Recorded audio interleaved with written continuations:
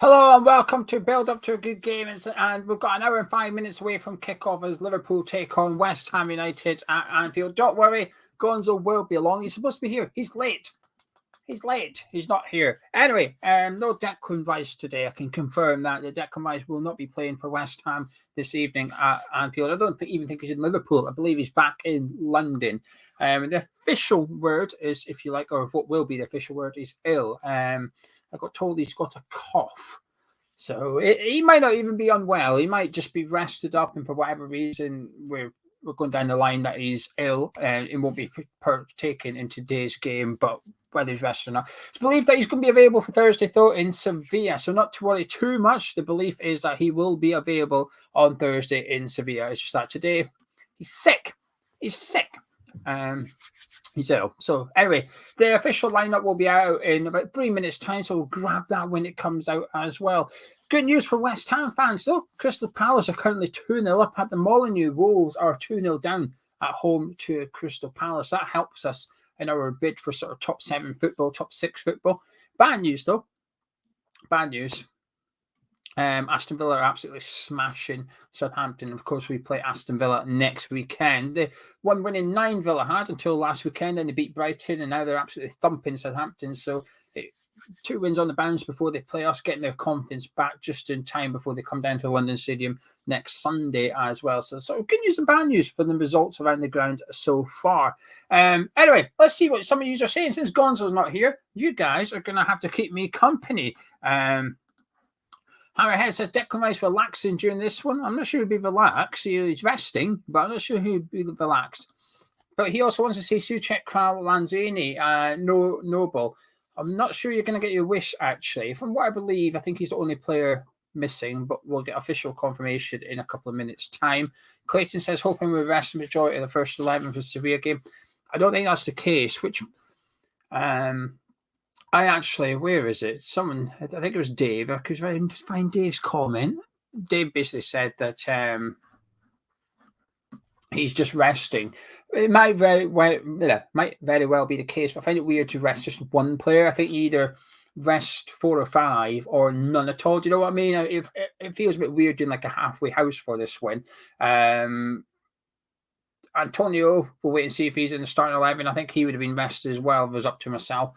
But anyway, we'll wait and see as well. Alan says, hopefully Man U lose tomorrow, making this a bit of a free hit.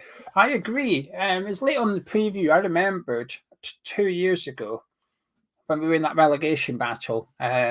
We went to Anfield, and I remember it well. I'm pretty sure it was Liverpool. It might be Man City. It was Liverpool and Man City anyway. Definitely one of them. And we played on the Monday night or late Sunday. I think it was a Monday. Every other team around us had played already. So the likes of Watford had already played, and they'd all lost by a couple of goals.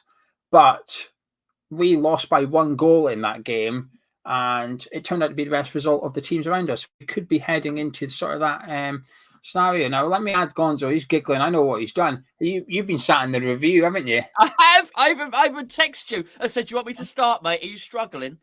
And there's me in the wrong green room, and I'm seeing there's 2 messages in the chat. I think, this is quiet. I went and rechecked that we were kicking off at 5:30. I thought, something's happened to Geo here. And then I went and checked on YouTube, and it said Hammer's chat live. Well, it can't be live. I've not pressed start yet. Apologies. I'm thick. Anyway, Gonzo, no Declan Rice. So I hear, mate. Yeah, so I hear. Largely because you texted me about half an hour ago.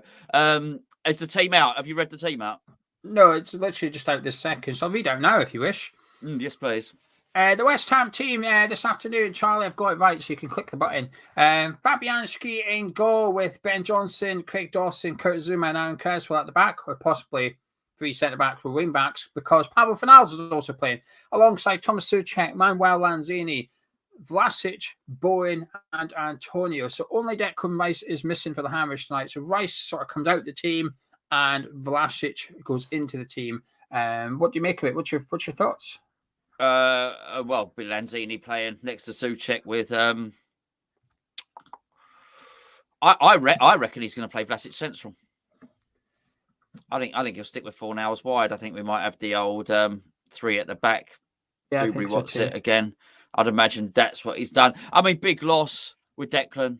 there, to be honest with you. That really is a massive loss. It can be really hard to contest the midfield area there. He's our best player, isn't he? And particularly with Bowen have a little dip as well. That being said, I mean, Bowen will be highly motivated. He's always motivated, but he's highly likely to play well in this game for reasons that we've discussed previously. But it's going to be a hard one, mate. It's going to be a hard slog today. Yeah, I see. Rice. The official thing is for Declan Rice is that he's ill. Like I believe he's got a cough actually, but he's ill. Now, when you first hear it, you think, "Oh, behave." Moyes is just resting him. He's just resting Declan Rice ahead of Thursday. But then, why would you rest Rice and nobody else? Do you know what I mean? Why would you rest Rice and not Antonio? Why would you not rest Bowen as well? I find it strange to rest only one player. And the one player we are resting is probably the one player that can actually cope okay playing Wednesday, Saturday, and Thursday again. I'm concerned a little bit, not for tonight. I'll be honest with you. It's hard to focus on tonight. I'm focused on Thursday already. I'm buzzing for Thursday. Tonight, I think it's because I expect us to get beat. I see it's a bit of a free hit. So when I see that team, in terms of taking tonight seriously, great. Yes, okay, that is our best available 11 if Declan Rice is out. However, my concern is the impact of playing this team tonight on Thursday evening already. I'm a bit concerned that we've not rotated. And I never thought I'd sit here complaining the team's too strong. But I feel like that. I almost feel a bit like rather not have seen Michail Antonio. I'd rather not have seen one or two of those players. You know, is Alan Creswell fully fit? He had to miss midweek. So is he fully fit? If not, I wouldn't have risked him either. No, I wouldn't. I'm a bit worried, actually. We'll talk about the game in a minute, but I'm already thinking about Thursday. I'm obsessed with it, Gonzo. Good, so you should be. I'm worried about it. I'm worried about it. Nothing wrong with that, mate. Nothing wrong with that. Look, we play Liverpool every season, twice, in fact. Sometimes 3 times, right? But, you know, when do we get to play in such prestigious last knockout rounds in European competition? We don't. So you should be focused on that, and rightly so. But clearly Moyes is taking this seriously, just as he clearly took the cup seriously. He feels he can win every game. That's why he's playing these players there. I don't know. I think by the sounds of it, we all would have done something a little bit different. The Cresswell one is the main concern. You picked out Antonio as well. I mean, we both in our predicted team, well, not our predicted team, but the teams we'd have liked to have seen, we've both given players a rest, and he just doesn't seem. It's not like willing to do it. He doesn't even want to do it. I'm sure he's willing to do it if he wanted to, but he's got no desire to do it. I think David Moyes thinks he can go to Anfield today and get something. And not only that, I think he thinks he can go to Anfield today and get something, and whatever he gets will be worth something at the end of the season. He has not given up. Far from it. He's still looking to do something in the league this season. No doubt about that at all. So this will be his thinking, and that's why he's chosen that team. I can only repeat what I said on Wednesday when I saw the lineup. This 11 is only justified if you get a result. So Southampton put us out. It was almost like the wrong 11 to play to some extent because you've just played players in a cup when you've got the Europa League. Again tonight, if Liverpool beat us comfortably, it probably wasn't really worth playing this team, was it? Sure. You'd been better off resting a couple because at the end of the day, 0 points is 0 points. Yes, okay, we might have got beaten by more. It's a weird reaction for me to have looking at that team and thinking, oh no, he's been the first team out. I think it's the first time I've ever thought like that, to be weird. I don't like this European football. Messes me ahead. It does stuff to you. But anyway, let's take a look at the bench for West Ham, which can be just as important sometimes. We've got Areola on the bench alongside Diop, Fredericks. Masuaku has returned to the bench, as has Mark Noble. We've also got Alex Kral. We've also got Chesters, Okaflex, and Saeed Ben Rama on the bench as well. I mean, it says an awful lot about Alex Kral. I think that he can't get in. It's a shame for Noble, actually, given the cup game that he wasn't able to make that because clearly Moyes doesn't feel that he's an option in the league games now, even with Declan Rice out. And that's a shift between the start of the season and now. At the start of the season, if Rice was out, Noble would have just been in. So it's already moved sort of away from that. We will see him in a West Ham shirt again because Moyes is like that. He'll make sure he gets a send-off, that's for sure. But Chester's is in there, and that's the one guy I would like to see. I wouldn't start him ahead of Lanzini, don't get me wrong, in a game that was important, but I would have done in this one. I said Foursome, but Chester's could have come in there for a bit of energy. That being said, he's going strong. What else is he going to do? I'd imagine you're highly likely to see Masuaku. In fact, don't be surprised if you see Masuaku as an alternative on the left-hand side as a substitute before you see Ben Rama in this one. Would not be surprised if he makes a substitution on the left. It'll be Masuaku comes on, not Ben Rama. Yeah, look, it's a bit of a weird one. And we're all quite fearful of Liverpool, aren't we? Because they are really, really good at the moment. They've got their... It's hard to say they lost their mojo. Such a good collection of players. But now it feels like Liverpool are on top form. That signing has really galvanised them of Diaz, and it's a bad time to play them. We're in the midst of fixture congestion, and it's at Anfield, and our best players out. I wonder if they're doing in the old Liverpool chat or whatever they're called, the Liverpool one, right? Whatever, two geezers sat down there about to do a silly bet in the Liverpool equivalent of this. I bet they're saying this is the right time to play West Ham. This is the right time to play it. Well, they might be worried. They might think, no, Oxlade-Chamberlain's out today or whatever. I don't think they are. I've got their team to hand, so let's have a look at the Liverpool starting 11. Alisson is in goal as always, and is the back four as expected. Alexander-Arnold right back, Robertson left back with Van Dijk and Konate in the middle. Matip was confirmed as ill in Jurgen Klopp's press conference, so this is the team to expect from Liverpool so far. Fabinho sitting in front of the back four with Jordan Henderson and Naby Keita either side of him, and an attacking trio of Mo Salah, Sadio Mane, and Luis Diaz as well. It's quite a good team, that. Yeah, we need to attack the weak area of their team, I feel. What's that then? The bench? Yeah. It's not even weak. That bench is even weak, to be fair. Well, I don't want to see it. He's a lump. Konate's a lump, and he's a fast lump. And he's next to another fast lump in Van Dijk. Antonio's in for a tough old game against those two. I think Fabinho's in really good form.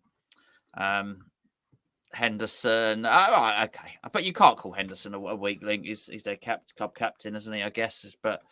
And look at that front three; it's absolutely ridiculous. Keita's a really good player, and he seems to play well against us whenever we seem to have faced him as well. So, what can you do? What can you do? You've got to watch it.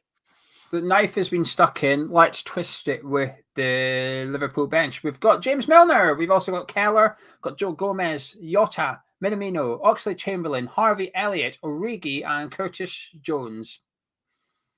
They'd all start for us today. Do you know if you could take that Liverpool bench and you say who would get into West Ham's starting team? All of them? Yeah. that will be the case, wouldn't it? I mean, I think surely if we were playing Man City, it'd be the same. Maybe Chelsea, you'd probably say the same as well, and possibly even Man United have a number of players on their bench who would get into our team. So that being said, Burnley might have a player or two on their bench who might get into our team at the moment. I don't know. It's really, really hard. I'm going to try and enjoy the game, Gio. I've got to be honest with you. I'm going to try and enjoy the game and do the best. I don't want to go in expecting us to lose. A lot of people have made a big old journey up there today, and fair play to them going up there and support the team. But we've done that for years. We've done that for years. We've done it in the lower divisions as well. We've taken fans up to away games with no expectation to win at all, and we've had teams that have been far worse than this one. I'm not sure we've faced too many teams that are as good as this one. They're operating at a real high level. These top two teams in the country at the moment, they are. It's no surprise that they've broken some records and stuff in the last few years in terms of points tallies and number of defeats and goals scored and things like that. We are in a very, very interesting time in the top division's history. That's for sure. Some good news for West Ham briefly. Wolves are still 2-0 down to Crystal Palace, so sort of the race for the top 7, if you like. They've been lucky. They're lucky. They're lucky to only be 2-0 down. I was watching the game. We could lose 1-0 today and have the best result, really. But bad news for West Ham. Aston Villa are still 4-0 up against Southampton. Obviously, our next opponents in the Premier League next weekend is Aston Villa, so they've back-to-back wins for them prior to their trip next week. But anyway, what myself and Gonzo are going to do now, we're going to have a little look on Bet365, put a little bet together, and if we win the money, we're going to give one of you guys some money. But it's going to be a difficult one to do today. So what you fancying to put in here? Well, I mean, what do we want to do? Are we going to be, the blinds, going into it blindly and just trying to say West Ham are going to win, or do we want to try and win someone some money? Well, both ideally. I tell you what I'm going to put in, because it's quite good odds and I quite fancy it. Okay. Lanzini to get booked. I'm putting that in. It's 13-2, so it's a good boost for us. I think he'll play centre midfield next to Souček. I think that's where he'll be. And I think Liverpool, in theory, should just run straight down the middle of the park against us today, to be honest with you, with that. With no Rice in there. Souček, Lanzini, even if Vlasic is dropping deep, I don't really fancy it. I think Henderson and Keita and Fabinho will have that area of the park locked down a little bit. So I'm going to put the Lanzini card in there. Both teams to score. Yeah, both teams to score. Let's chuck that in as well. We don't really need much else. What else do you want to do? Dawson goal. No, we're not doing that. Right, I'll give you some options. Okay, player shots on target. You can take your pick a West Ham player to have a shot on target. Just one shot on target. Vlasic. Not him. He's not on here. So I'll tell you your options. Bowen, Lanzini, Antonio, Fornals, Souček. Take your pick. Lanzini. Right, Lanzini shot on target. That's it. That'll do. £5 on that. 200 quid winnings. So if this happens, we're going to give one of you guys 200 quid. Lanzini to be booked. Lanzini to have a shot on target and both teams to score in the game. 200 quid to one of you guys. In the live chat, please put the following phrase. Oh, what are we going to say? Bro, I should have. It's a bit of a surprise, really. Let's have a look at their lineup. Oh, my goodness. We're going to get Van Dijk. Do you know what? I was actually, the Van Dijk was going to... Actually, no, I can't do that. That is far too rude. Let's just have a bit of clippity clop. A bit of clippity clop in there. That will do us. Clippity clop, right. Double K's there. And we'll go with that because that other thing is just far too rude. Can't say that. We'll get the channel taken down. I'll tell you what it is afterwards. What was the rude one? I'll tell you afterwards. Honestly, we'll get the channel taken down.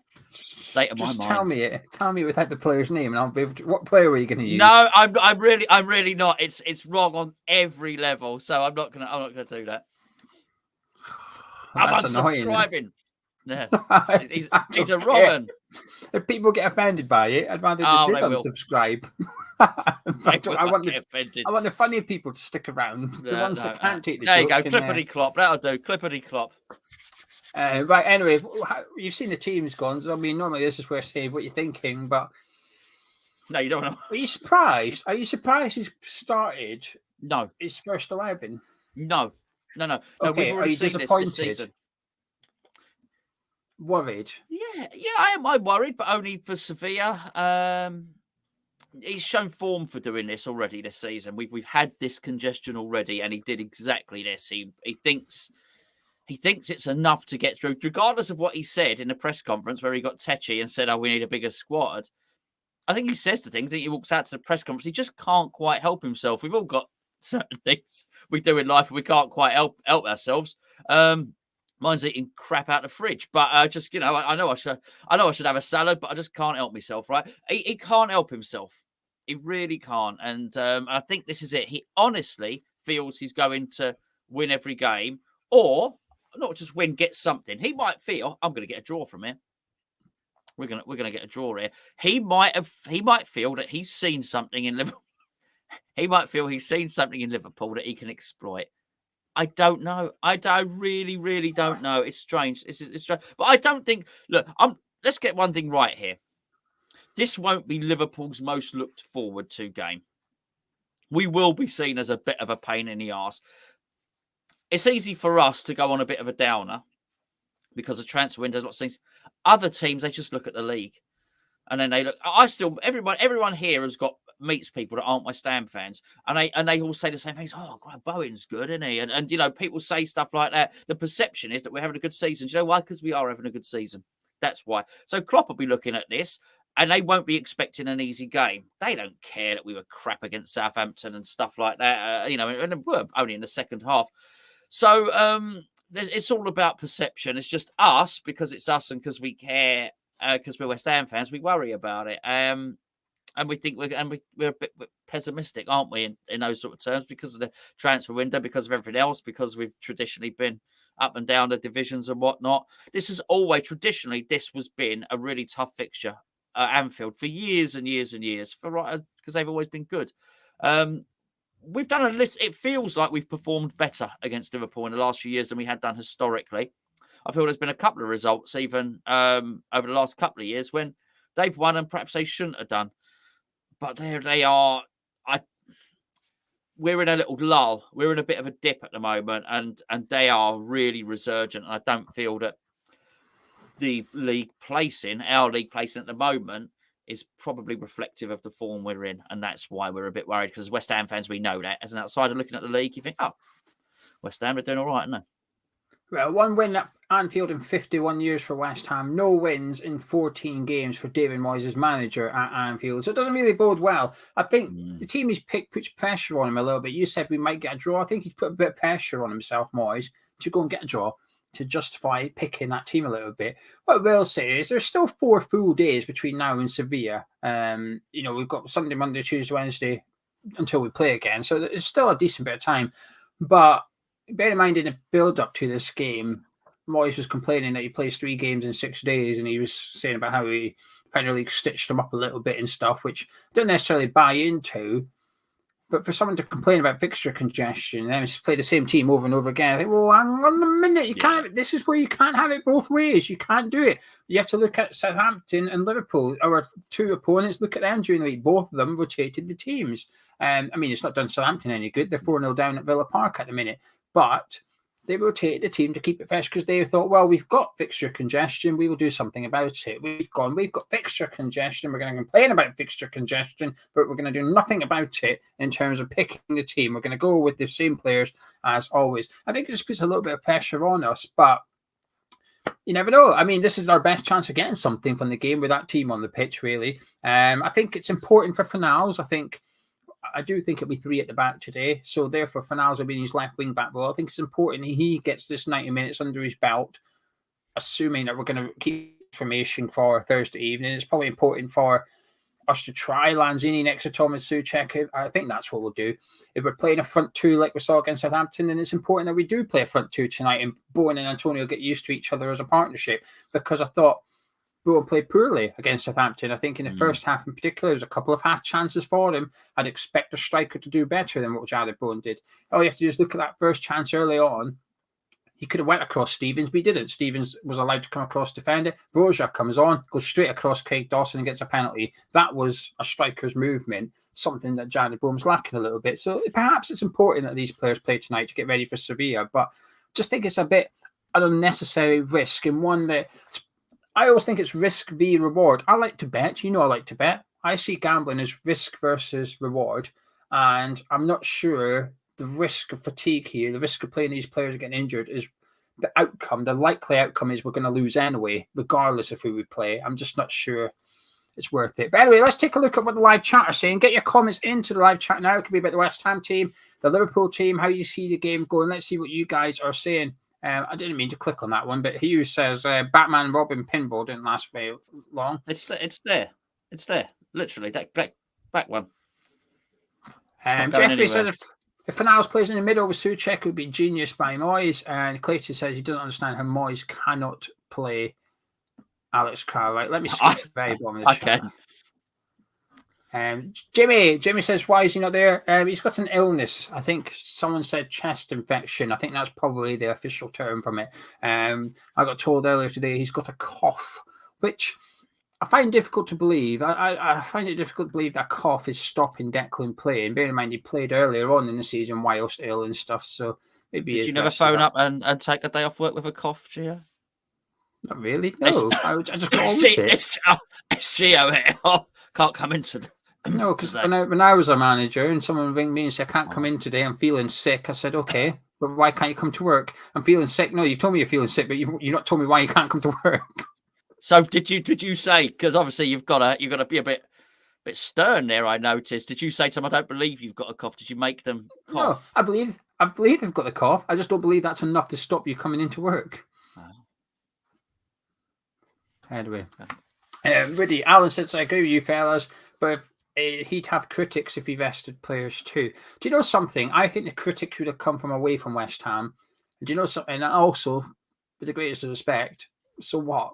Piss off. We've got a European campaign. I think this is where I was speaking to someone earlier and they were saying, oh, maybe like the cough is an excuse to rest rights. I said, but this is where Moyes could just read the room a little bit, West Ham fans, and just say, I'm resting Declan Rice for Thursday. Every fan would have turned around and went, all right, Dave, we understand. Fine. Maybe he can't help himself. Maybe he's just lying all the time now. Dave can't help himself. Oh, yeah. You know, he can't just say I'm resting Declan. Anyway, Lewis says Antonio's hamstrings will go today. Mark my words. Keith saying Sevilla have lots of injuries. Apparently, they do have a few, and I think they've got a couple of suspensions as well. We'll deal with that in the match preview.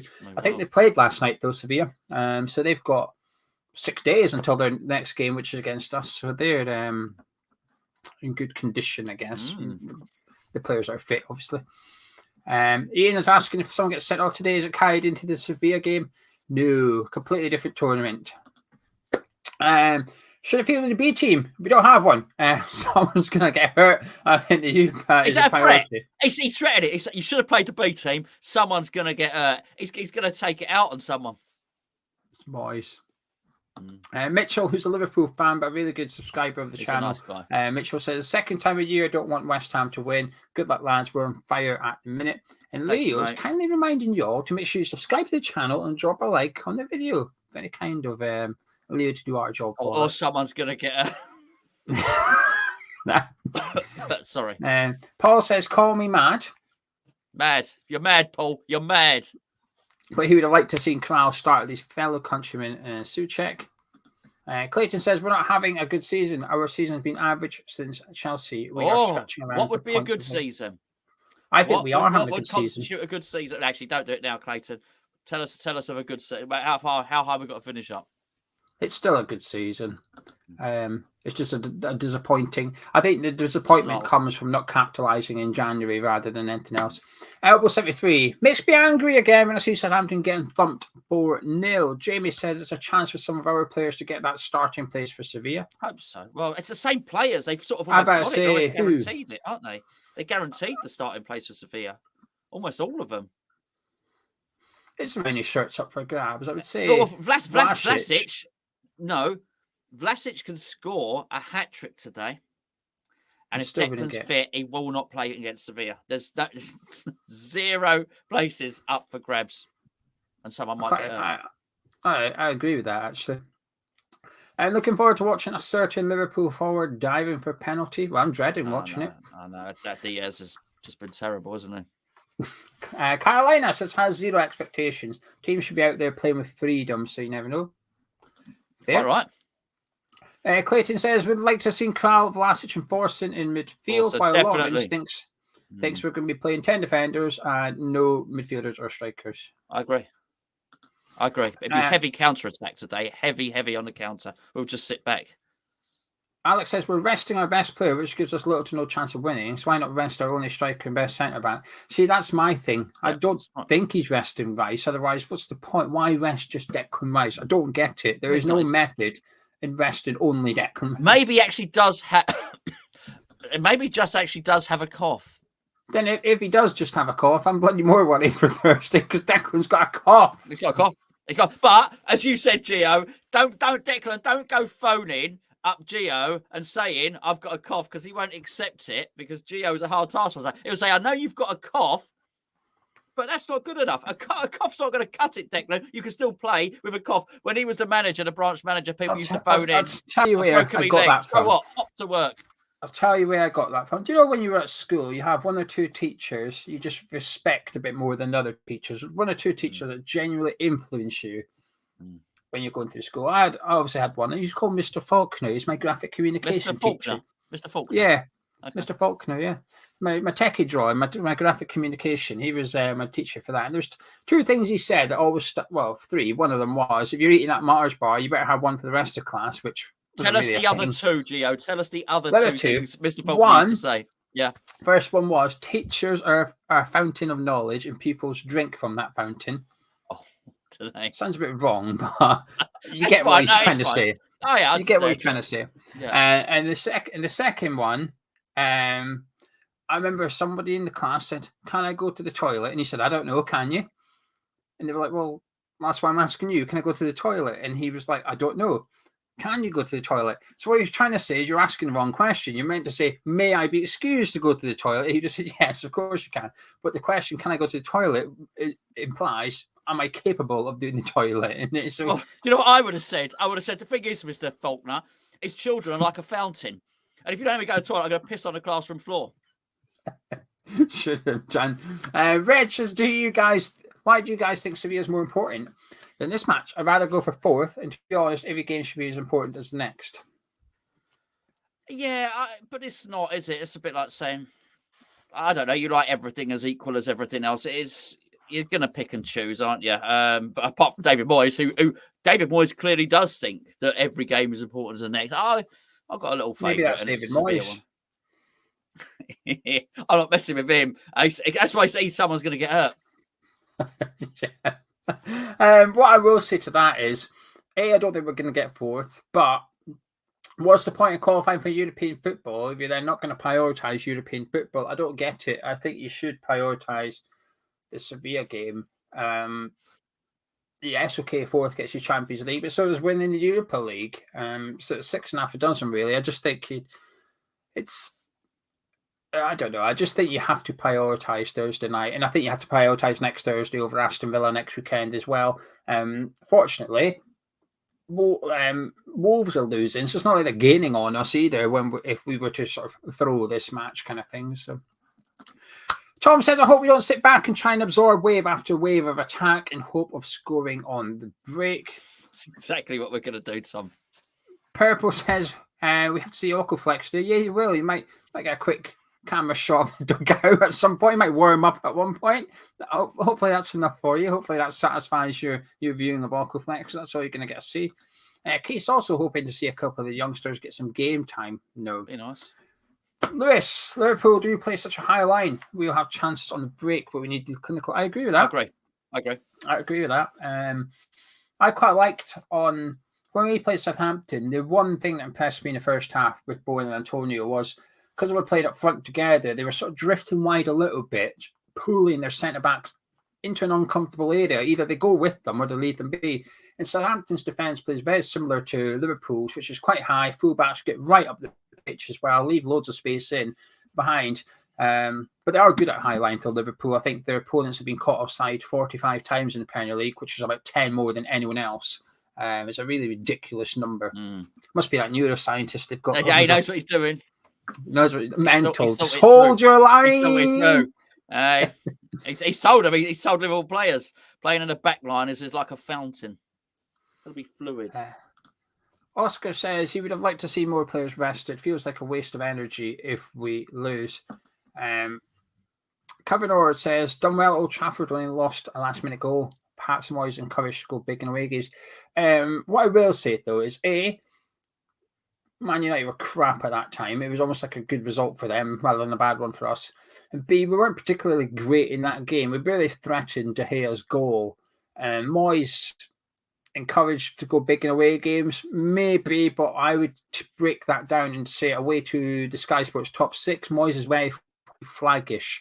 He's very surrender, isn't he? He doesn't really lay a glove on them.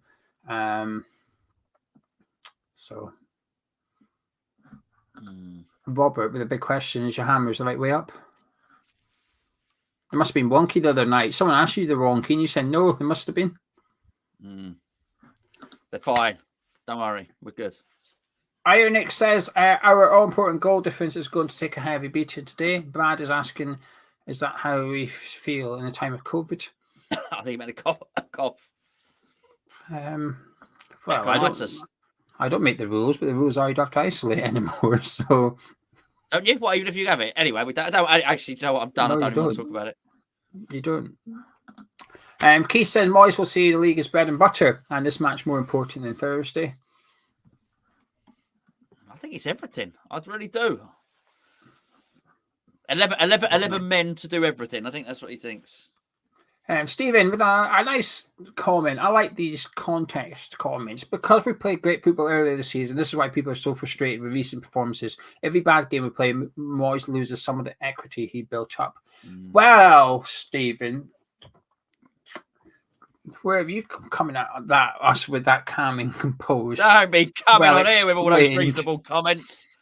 I want to no threatening to hurt people. Absolutely, just a bit more sensational.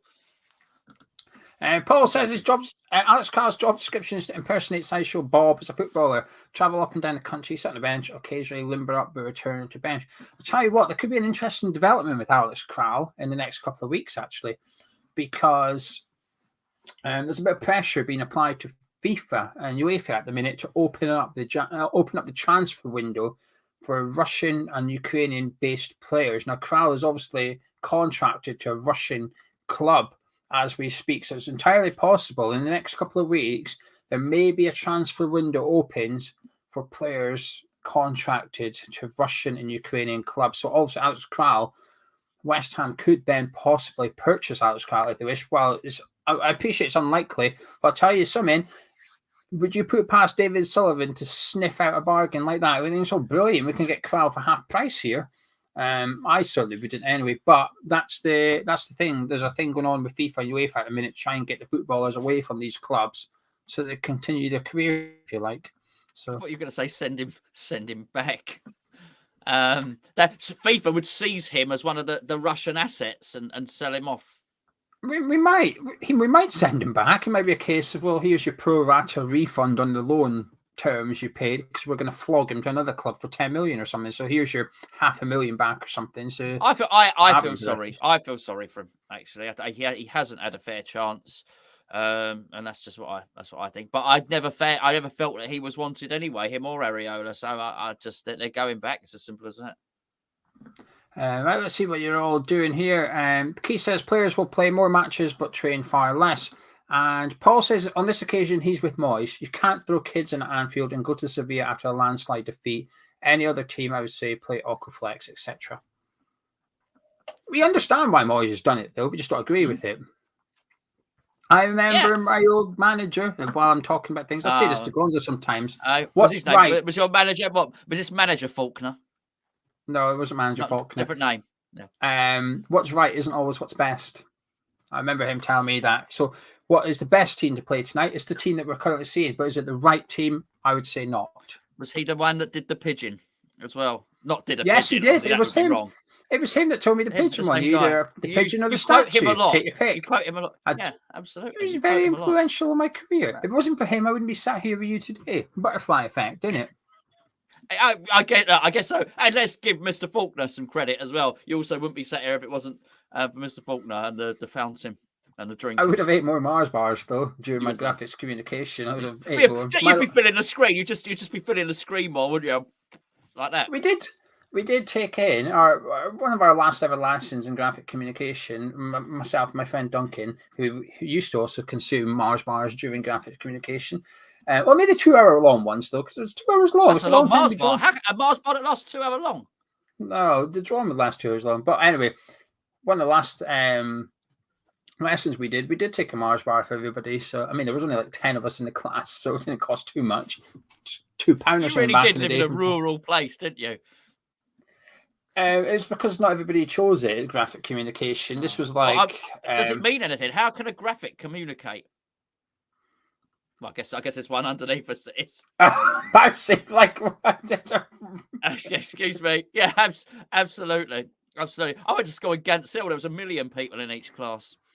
It was my techie drawing. I enjoyed it. And then I realised I'd have to go to uni for 4 years and thought, fuck that. And then I never did anything with it. But I enjoyed it at school. Learned a lot from the teacher, Mr. Faulkner. James, thank you for the 179. James says, longest unbeaten runs at the minute. That's a worry. Liverpool and Sevilla. Oh. That's not nice, is it? They're there to be beaten. They're there to be beaten, I guess, kind of thing. Right, before we get on to the Yes, Russell, they weren't deep fried, but I tell you what, I do love a deep fried Mars bar. I've got no shame. Everybody's just combining the Mars bar with the Scottishness, and The batter. oh, good. Battered Mars bar. Someone's going to get hurt, and it'll be the Mars bar. Someone's going to cause destruction. Where's that Mars bar? I'm going to batter it. Come on, not Stephen. He's far too diplomatic and calm and composed in the live chat. He's battering nothing. He's just putting up good reasoning and debates and stuff. Chris says, you should host Sky Sports. We're amazing. I mean, he's not wrong.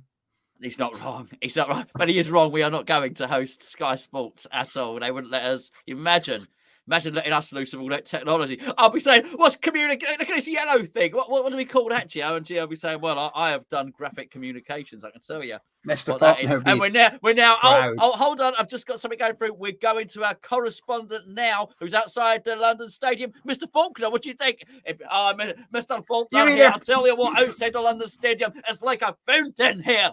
I'll be brilliant. Managers are the fountain of knowledge, and players drink from the fountain. Unfortunately, David Moyes' fountain's got no water in it today. There's just nothing going on for West Ham. Because he didn't buy the 6 bottles. He had 1 bottle, and he handed it around the squad. And he said, this bottle will last you. This bottle's got to last. We can't afford to have bottles for every player. Only 11 bottles. Anyway, just want to quickly point you in the direction of our... Oh, no, it wouldn't be sponsored by the One Football app, Andy, would it be? Although it should be. Bloody good app.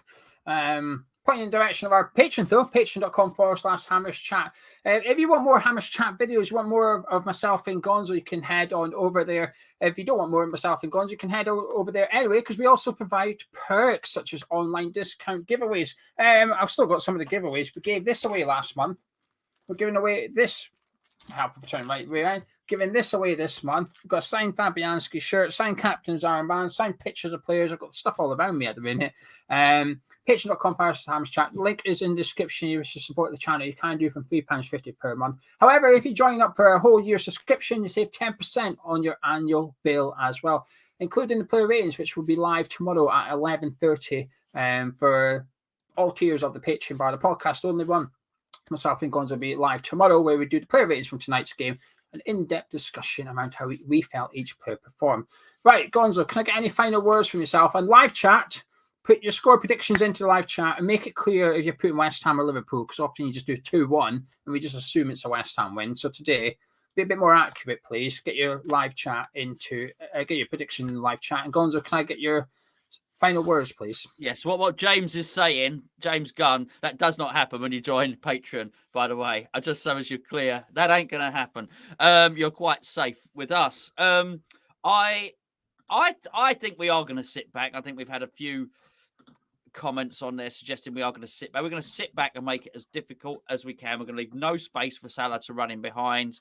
They're going to be restricted to long shots and then trying to get the fullbacks further forward to put the crosses over. That's what they're going to try and do. We're going to hope that we can catch them on the break. Massive responsibility, though, I think certainly on Bowen and certainly on Antonio, and possibly even Fornell's trying to join them. Don't be surprised if you see that trio trying to counter him. It's going to be hard. The odds are stacked against us, though, my friend. And it's hard to be confident for this one, certainly. And there are many scorelines coming through here. Many scorelines.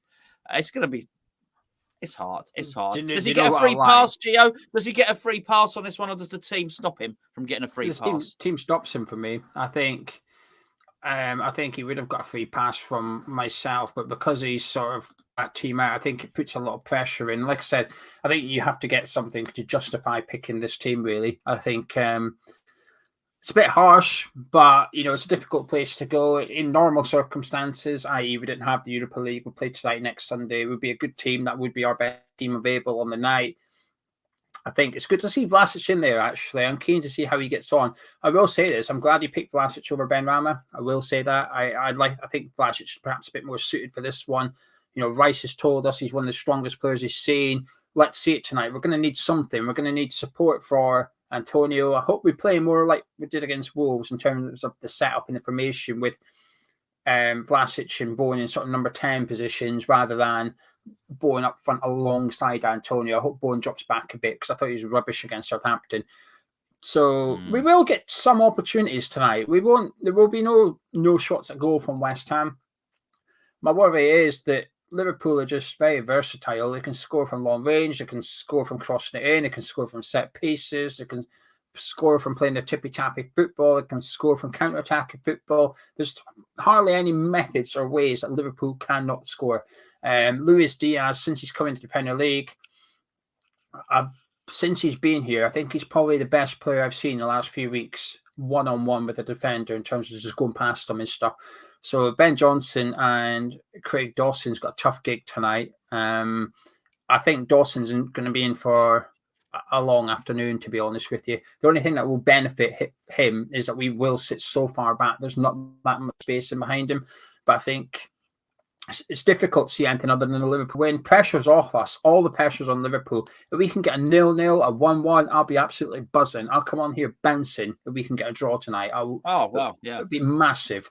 I just want to see a good performance from the boys. I want to see something that encourages us, that shows that they've put the Southampton defeat to the back of their minds and they're cracking on a little bit. And, you know, we've all seen and heard Declan Rice's words and interviews from the last couple of days. Not all of it great in terms of his future at West Ham.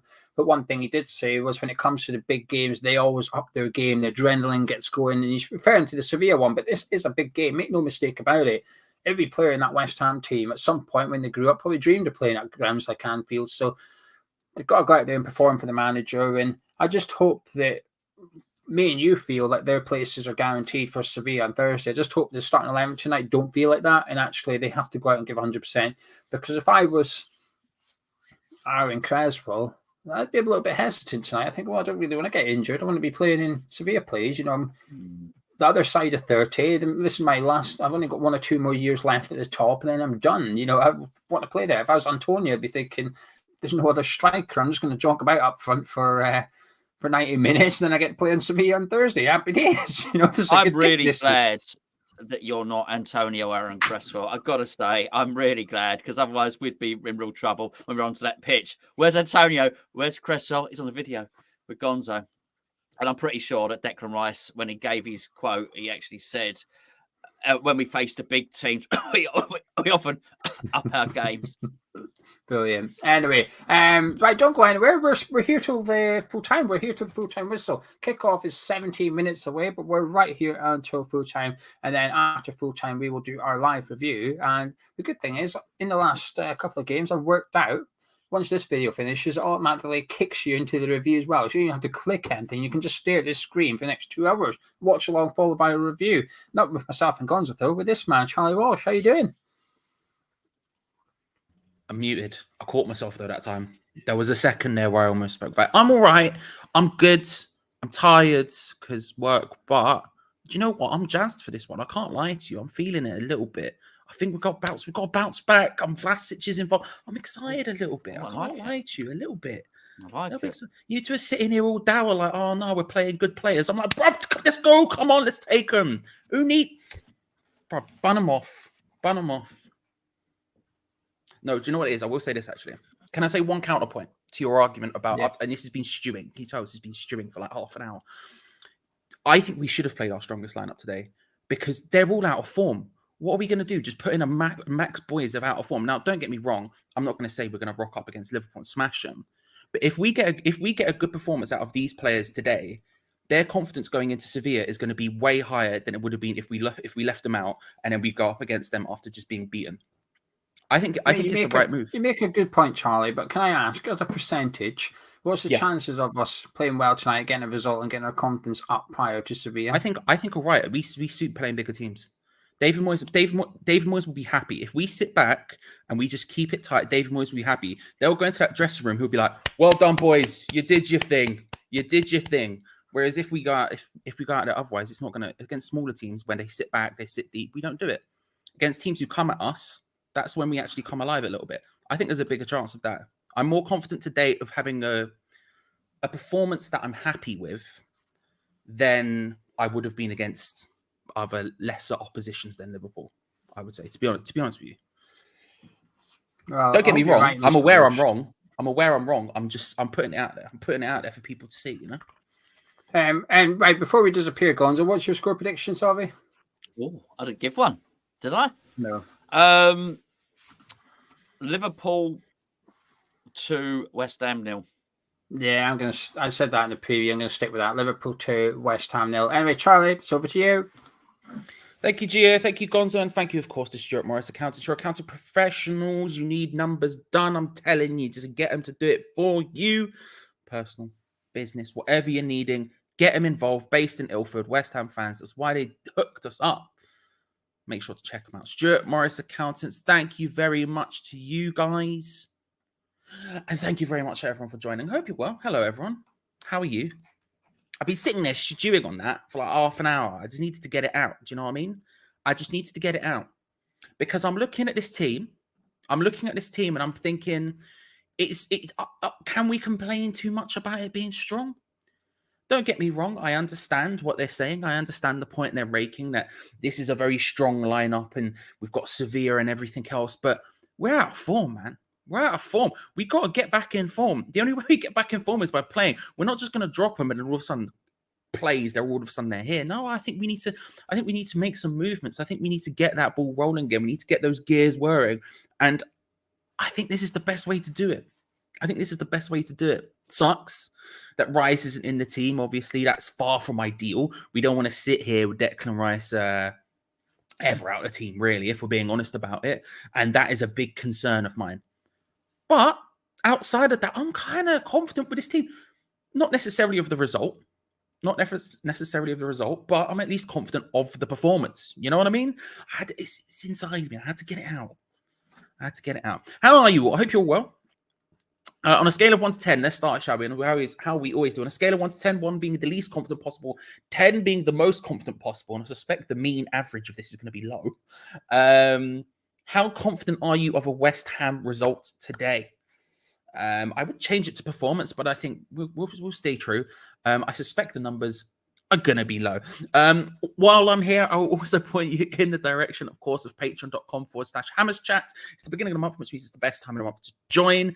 You get charged when you join and at the beginning of the month. So now, do it now if you're going to do it at all. Link in the description below, loads of extra stuff for you there.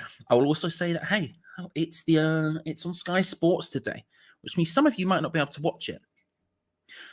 So I'll be looking for a way to do it. And if you are, scroll down into the link in the description below. There's a bit there called Join Our Discord. If you click on that, it's free to join. Lovely Hammers Chat, West Ham community. Fans of all clubs welcome. But more importantly, on the left-hand side, there's a bit called Stream Links, and you will find what you're looking for. We also, of course, on the Discord have the predictions going now. So make sure to head on over and get involved in the score predictions in there. There's a table building up. We're going to start doing bits on the watch along with it as well. So get on over and do that. But hello, everyone. Let's have a look at these numbers, shall we? Let's have a look at some of these confidence levels. You were confident against Southampton? Yeah, man. Yeah, and it screwed up. That's fine. Sometimes this happens. Sometimes, Dave, yeah, if I can call you that. Sometimes you are confident and the boys let you down. But don't let that affect you. Coming again. Do you know what? I've not had enough sleep, David. I think you're probably right. You're probably right. What are we saying? So we have probably a 5. We are West Ham, always dreaming, coming on. 7 says Paul, love that. 10 by 10, super duper confident of a 1-0 West Ham. Come on, Celtic. Sorry, if that clap was probably very loud for you all, and I apologise dearly. I did not. I just got a bit hyped. Whack and Gov 2, fair. 5.1-ish. Ooh, precise. 1. Draw 5, lose 9. Mick, you're doing me in, mate. Minus 20, fair. 6, 4, minus 0. Love that. Number doesn't even exist. Love it. Absolutely. I would love it. 5, 4, 5, 2, 8. Oh, Kaiser. 5. A goal from Antonio. Liverpool licking at the end. 2-1, says Lemus. Fair. 5, 4 to 10, says Riley. Fair. Duke, good to see you, sir. If you haven't already subscribed, by the way, to Forge from Titans. Duke, Gatesy do big plays over there, so you better be getting over to there. Duke says 5. I respect it. 1. Yeah, it is what it is. I mean, look, I'm coming through with a lot of positivity and a lot of energy and a lot of vibes, but I don't have to sit here. My God. What, lad? Come on, Jerome. Let's go. Come. Sorry, I just got hyped that you were here. Look, I've come through with a lot of energy, a lot of hype. Obviously, the low numbers, you know, your 4.23619, your 20% positive withdrawal. I understand it. I get it. 60 nights. Yeah, a little bit. I get it, but I'm just saying, I feel like we got all I want from this game is a performance. You know, we can ask for a dub, we can dream of a dub, but all I really want is a performance, because that's what we need. We need to start consistently producing performances, because in this horrendous run we've had for months, right, we've been getting wins here, there, and everywhere. That's why we're still as high up the table as we are. That's why we still are in, you know, in European competition. We were in all the cups until recently. We were playing, we were getting results even though we were playing poorly. But you need to consistently produce the performances, and then the results will come after. I'm more concerned today about the performance than I am about the result. If we get beat 2-1, 3-1, whatever, but the performance is good, then I'm happy. I'm like, do you know what? Fair enough. We tried, we do it. We go up against Sevilla with a bit of momentum. That's the key here, is to take away the positives, because realistically, we're probably going to get beat. I mean, if you haven't seen the teams, we'll run through them very quickly now, because I haven't done that yet. So we'll run through that quickly now. West Ham lineup as such: Fabianski in goal, Johnson, Dawson, Zuma, and Cresswell in defense. Potentially Fornals at left wing back. We'll see how that ends up playing out. We have Fornals and we have Lanzini, Vlasic, Bowen, Antonio as well, in and around. So we're talking about either a 4-2-3-1 with Souček and Lanzini or Fornals in the sort of double pivot role, or you're talking at 5 at the back. We've been playing potentially probably with Lanzini, with Fabianski, Fornals at left wing back. God, please don't be Vlasic, David Moyes, you crazy man. On the bench, Areola, Diop, Fredericks, Masuaku, Noble, Crowell, Chester's, Okaflex, and Ben Rama. 2 players will not be coming on there with Chester's and Okaflex, but still. And if you have seen, Rice has a cough, apparently, so he is not in the squad today. He's not travelled. Read into that what you will, but yeah. Liverpool lineup as such: Alisson in goal, Alexander-Arnold, Konate, Van Dijk and Robertson, Fabinho, Henderson, Keita in midfield, with Mane on one side, Salah on the other, and Luis Diaz down the middle. Their subs bench: Kelleher, Milner, Gomez, Oxlade-Chamberlain, Jones, Minamino, Jota, Origi, Elliott. It's very strong. It's very strong, and that's why I can't blame anyone when they look at this and go, well, is it going to happen? Is it going to happen? Because the chances are no, it's not going to happen. Chances are no, it's not going to happen. We are just over 6 minutes away from kickoff, and what I would ask you at this point is, let's do sub bingo, shall we? Sub bingo is, of course, the game where we predict where David Moyes will make his first substitution.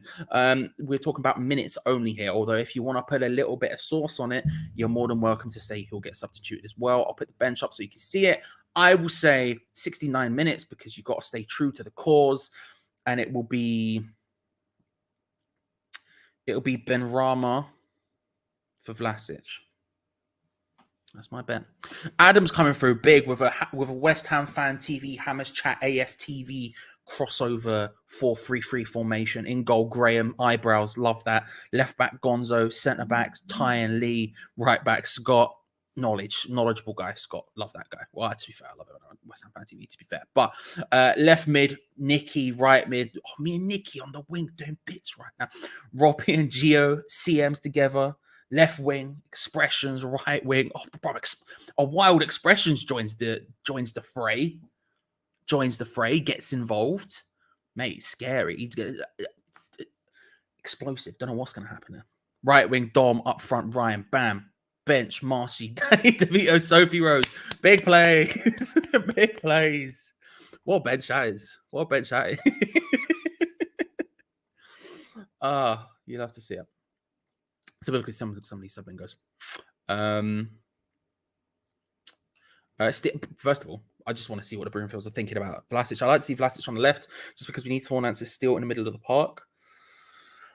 I'm really desperate to see Vlasic as the sort of, I don't know. I'm hoping this is a 3, right? Because I think a 3 could really help Vlasic if he's in the attacking roles. I could see an argument for playing him deeper as even part of the double pivot, because he's a big, strong guy. He carries the ball relatively well. But I really want to see him in. Oh, my eyes got wild all of a sudden. I really want to see him in the attacking positions because I think this formation where he doesn't have to necessarily do the tracking back would really help him. He's an attacking guy. Do you know what I mean? He's in Russia. He was playing as essentially a 10, just behind the striker. He was a Dele Alli is the person I always say every single time, right? He was a Dele Alli type player, and I really want to see him in and around those positions because I think that's the key to getting the best out of him. I think if we're doing something else, then we're always going to struggle. I think it's a bit like Fornals, like you're saying, we shove him out on the left because it makes sense for us. But if we were ever to get the best out of Fornals, it would be playing him in the middle. And I think that's the big difference here. We just don't do it. We just don't do it. It's frustrating. But we'll see how it goes. He's starting to fade. No. He's not. It's the light. Look, if I go, right, that didn't work out. I was trying to block the light. It's the light. He's not fading. He's just. It's a problem. 93rd minute, Yarmouth for Bowie. Not inaccurate novelist. 24th minute, Antonio for hamstring. Watch long time. Good to see you, Willie. Hope you're well. 45 minutes, Manis Masawaku for Vlasic. 78 minutes, Vlasic for Ben Rama.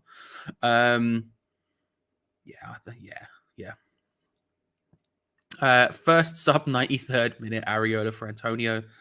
Peter, you're probably more accurate than we want you to be, and that's the problem. They're just men, Charlie says. Judas, listen, my trustworthy friend. Just big boys at the back, bro. Oh, a little bit of alliteration. Didn't even mean to do that. You love to see it for wonderful watches, you know. I'll go for Alex Antonio, 70th minute, 75th minute, Ben Rama for Fornals, 63rd minute, Masuaku for Vlasic. Guys, can we all it?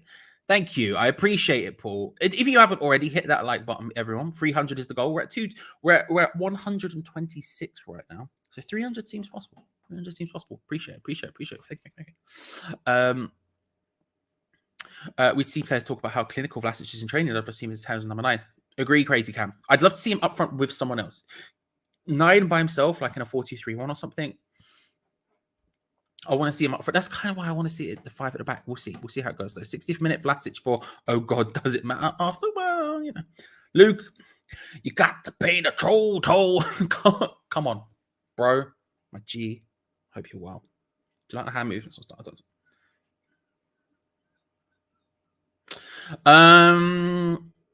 Keto, I haven't slept a lot. I'm desperate to see Vlasic in such position. Number 10, I strongly agree. Where else we at?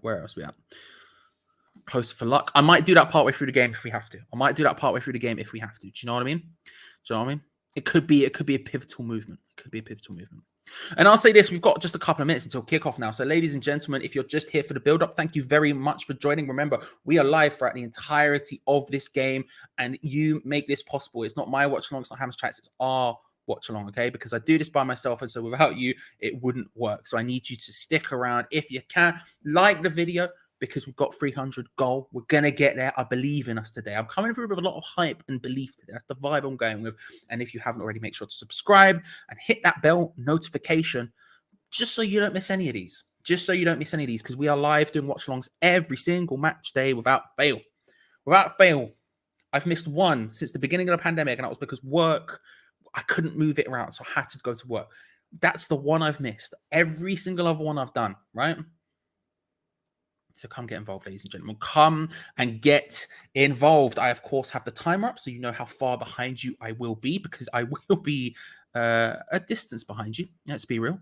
If baby bells actually work, I hope you have about 20 of them. I do have a bunch. There are a bunch in the fridge. So hopefully we'll be fine. But we'll see. Danny looking like that fake ghost. Listen. He's all right. He's fine. You'll go mad about it. He's fine. Finally, screw it. Score predictions.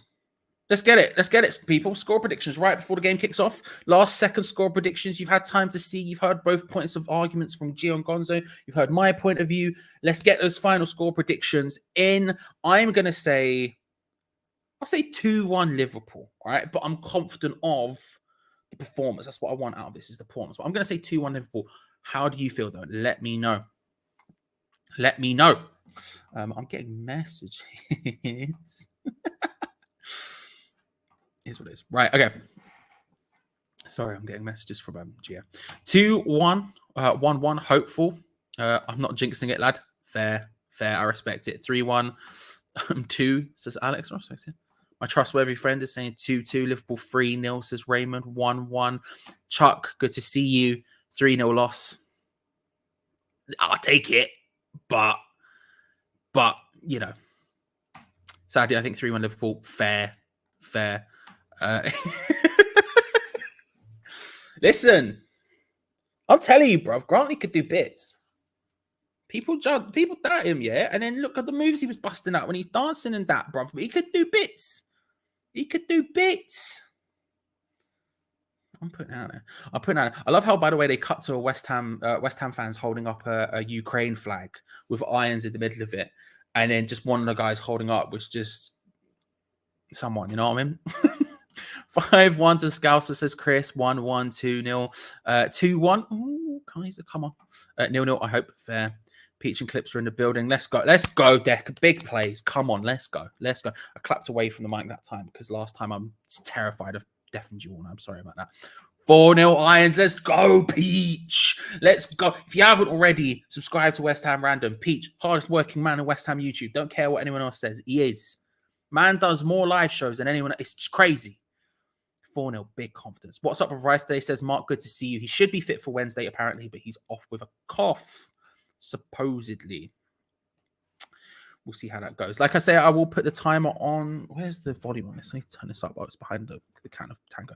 I will put the timer on so you know exactly how far behind you I am, which will be in just a moment. The teams are ready to kick off here at Anfield.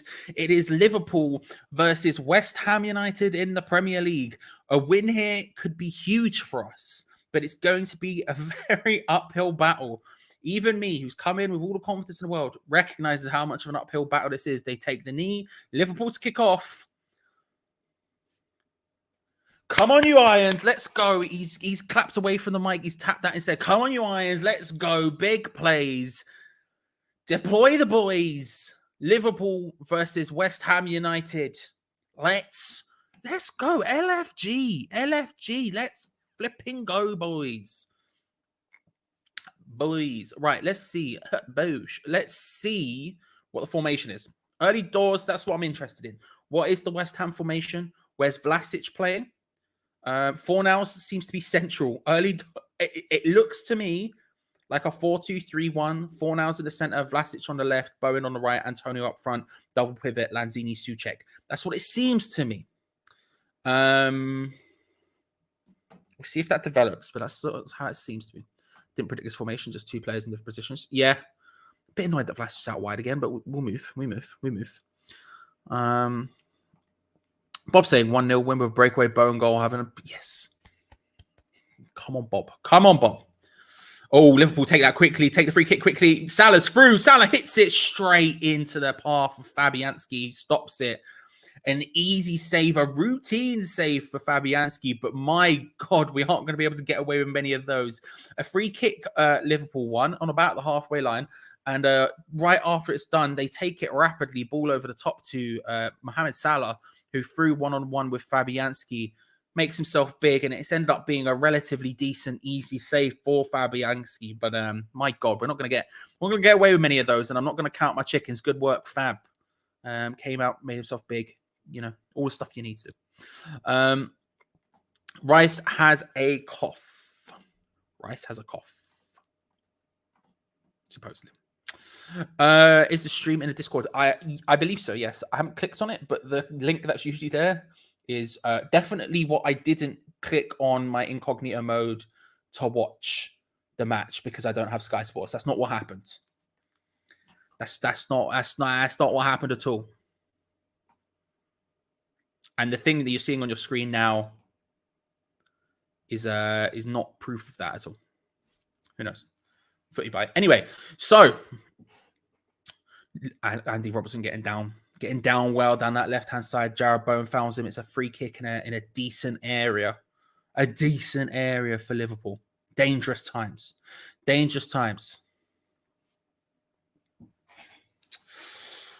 I should also say as well, by the way, I've got him up, but just shout out to James Gunn and Dylan Mitchell Gash for the bits. James coming through. James, I saw this when you put that in, and it was terrifying to me. I'm not gonna lie to you.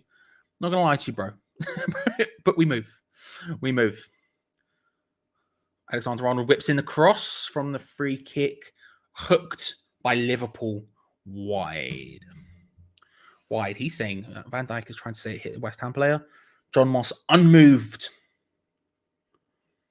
Unmoved. To be honest, the claims were poor from everyone. Might just hit Souček potentially. Souček, by the way, rocking a Ryu from Street Fighter headband. Love that. Love that. I mean, I don't because he got absolutely clobbered with an elbow in the last game. Not good. But love the vibe. Love the vibe. Virgil van Dijk is just such a good centre-back. He's such a good centre-back. Kurt Zouma comes out and he's caught out a little bit here. West Ham on the defending Craig Dawson. Come on, Craig. Let's go. Craig Dawson, last second, getting in with a quick slide tackle to stop that. Kurt Zouma gets caught out. He wins the header up against Mohamed Salah, but can't win the second ball. And Salah goes flying through. Liverpool in general going flying through. And Craig Dawson, last second, just getting across, stopping that from happening. It's going to be a corner. Good defensive work from Craig Dawson there. The corner whipped in by Andy Robertson, headed away by Kurt Zouma, that time more successfully. That's one of the things we are going to have to see with this formation. Last couple of games where we've been playing this 5-3 at the back, the centre-backs are able to step out of their line a little bit to try and approach the game differently, to try and approach their players, press them a little bit, right? Because you have two other centre-backs covering. So you're allowed to sort of step out like that. Be it Diop, be it Zouma, be it Dawson, you're allowed to step out. We've seen Zouma just do it there where he stepped out. The problem is we're playing four at the back. There's less cover. If that goes badly, which it did in that instance, all of a sudden they're going to be through. And that's something we're going to have to be wary of. And I think a little bit more discipline is going to have to come in here. We'll see how that plays on. Just get it over the... No. Let's go. Finish it. Debenham Dave. Good to see you. Hope you're well. That's a very helpful graphic. Listen, it was made by MulchMite128. So if you haven't already subscribed, Rocket League content, get in there. Let's go. But yeah, it was made. I didn't even ask. Just did it. Incredible. Oh, Vlasic battling for that ball there. Comes away with it. Fornals is in the center. Antonio Antonio, get in the middle, please. Please. You can head the ball. Well, you used to be able to anyway. Who knows now? But I haven't seen him try it in about 18 years, so maybe not. But Vlasic does well there. Fights for it. Gets forward well. Down the left-hand side. Put in. Fabianski just having a conversation with David Moyes there, freaking me out a little bit. Don't know what's happened there, but still. It's going to be a corner to West Ham regardless. I complain, but we got a corner out of it, so can't complain too much. Aaron Cresswell's going to take it over from the left-hand side. Aaron Cresswell, the best corner taker we have. We have 3 men currently on Alisson. John Moss comes across and complains to Antonio. Antonio is now following him, having a go. Antonio is not happy with whatever John Moss said there. Antonio is very unhappy. Antonio was doing his usual bit, standing on Alisson, just making a nuisance of himself. That's what he does. By the way, we're going to play this to the near post. It's going to be pointless. Get hyped for that, ladies and gentlemen. Yeah, we went near post. Guess what happened? It didn't work. Thank you very much. It's almost like we shouldn't be doing it. Yeah, I don't know what happened there. Antonio was doing his usual thing. He was standing on Alisson, making a nuisance of himself. That's what he does literally every game against every team. That's life. Canate down there. Hopefully he's okay. But yeah, he was standing on Alisson, making nuisance of himself. Alisson's pushing him. When it comes across, let's see what. Okay, yeah. Mane pushes Craig Dawson into Canate, who goes down. Canate's a big boy, isn't he? He's doing his bit, and then I see the whistle goes. I see Virgil van Dijk getting involved with bloody Antonio doing something. Don't know what. Antonio is fuming, by the way. He's still going on at John Moss. He needs to calm down. He's going to get a yellow card at this rate for dissent because my man is still following John Moss around. Issues. See how it plays out.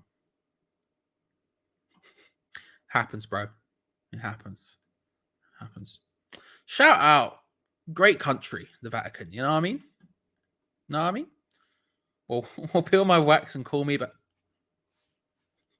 good to see you, Madman. Hope you're well. Hope you're good. Robertson outdone there by Mikel Antonio, but he can't quite get in there. Cleared away by Alisson. Listen, maybe an angry Antonio is what we need. Maybe it's an Arnautovic thing. You know, you get him in, big anger, and all of a sudden you let him loose, and that worked. I mean, it's a fine line, of course, but it worked. Let's see if it potentially the same thing happens here. Vlasic trying to take on his man, can't quite do it there. Gives himself a little bit too much to do. We're making ourselves known at this point. We've got into okay positions, but Liverpool are, of course, dangerous on the counter-attack. A bad pass to Mane there, who ends up passing it out for a... He claims it's for a Liverpool throw. No. Time to come and watch along with Charlie. Dun, dun. Hey, what do you say? Time to come and watch along with Charlie. You can watch with us, complain with us. When we put the ball at the near post, I could go on. I won't know because it's bad. Yes. Come on. That's the vibes I want. Likes and Dawson bangers. That's what we're here for. Good to see you. Let's go, Magic Mike. Why not, Stephen? Why not? You know what I mean? Why not? I've got that song in my head now. The bow, bow, bow, bow. That one. Van Dijk with a big searching ball from defense, looking for Diaz. Ben Johnson. There's a bit of miscommunication now. I felt like that should have been easily dealt with between Fabianski, Dawson, and Johnson. I feel like that could have been a control and just regain possession from West Ham. It was a wasteful ball from Van Dijk, but Liverpool managed to win a throw-in from miscommunication. Thankfully, they decided to go straight away backwards with it, so it's fine. It's fine. Bounce. Liverpool trying to work their way forward. Mane.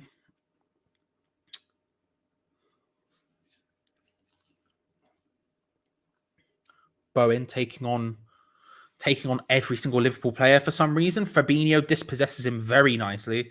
And now Salah out wide tries to look for Mane centrally. Can't quite do it.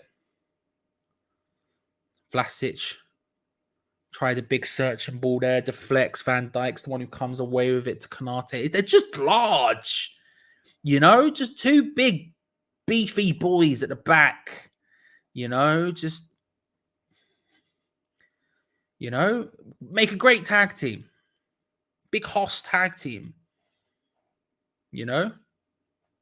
Like, what were they called? When Earthquake and Tugboat got on the tag team. What was that? Natural disaster? No, I don't remember what it was. That kind of thing. Salah pings it in, headed away from Beckenbauer. Played out wide. Fabinho to Robertson. Diaz does really well there to get shot. Salah follows up wide. Luis Diaz does really well there to be able to create an opportunity for himself to shoot, showing a little bit of ingenuity. The ball came pinging in at him with absolute pace. He controls it. He manages to stop the ball and it comes up into the air. He then, his second touch, pulls it away mid-air away from the West Ham player. I think it was Souček who was on top of him and then he just pings out a volley as well. Very impressive stuff. Doesn't work, but definitely was. It was not Regal Eugene. It was not. Or look, I will never defend Eugene for obvious reasons. But that promo Regal did to Triple H, the one like running down Triple H for beating on Eugene. I will with all the force and fury. Oh, William Regal, what a man! Still can't believe I met him. Oh, he's such a boy. Sorry. Get him into Run Ring of Honor, Tony. Come on. Bloody love it. Sorry, I'm done. Liverpool goalkeeper having a kip. Yeah, a little bit.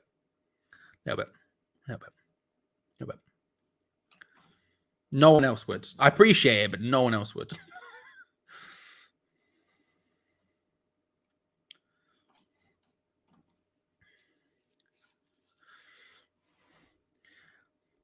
look, we've had it's been all Liverpool. We can't act like it hasn't been.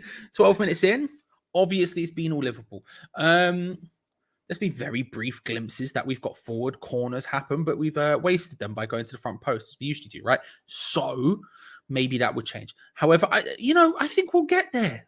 I think we'll play through the lines. We'll do it. A little bit more, just a bit. Again, I want the performance. I want the performance more than I want the result. So far, performance.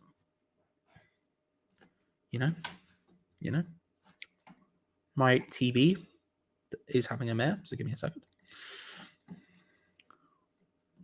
Bow, bow, bow, bow.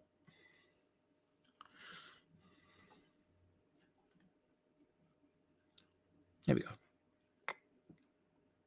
This one is significantly later than the other one, but still. By almost a minute. Bloody hell. Well, we've got one just in case. Let's work our way around and we'll figure out what's going on. We'll figure out what's going on. No, just my PJs. Just my PJs. We try.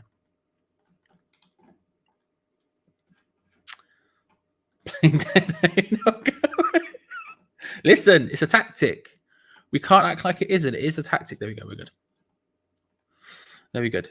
For someone saying Hess goes down, Discord in it. Get in there, bro. Get in there. Go wild.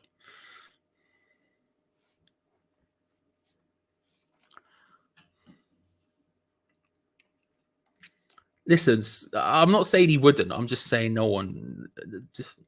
No. Just trust me. Trust me on that one.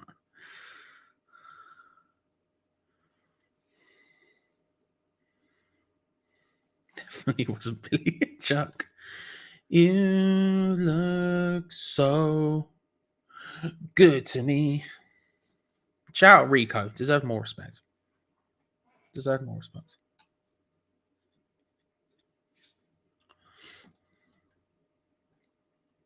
Part of the plan, retreat. Yeah. Load them into a false sense of security.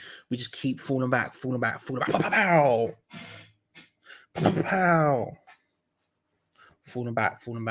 Pow. Could work. Well, I shake my head. I think that is actually kind of low-key the plan, but it is what it is. It is what it is. If you had to choose between the Tweenies and the Teletubbies, who would you choose and why? Oof.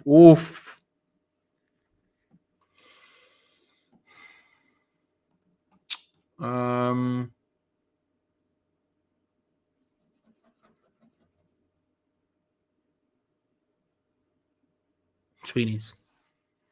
Better food. Tubby custard. Tubby toast. They got a Hoover. It talks and does its. It hoovers. They had a room.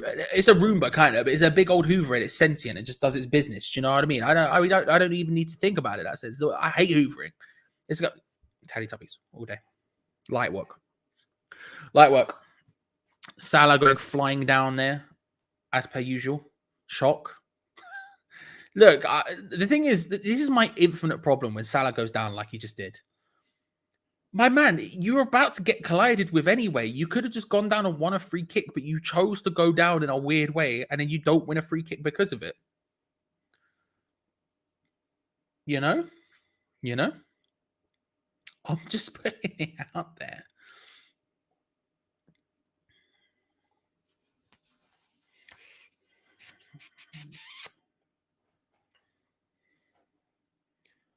Played out wide to Cresswell. West Ham trying to get forward well. Finds Vlasic.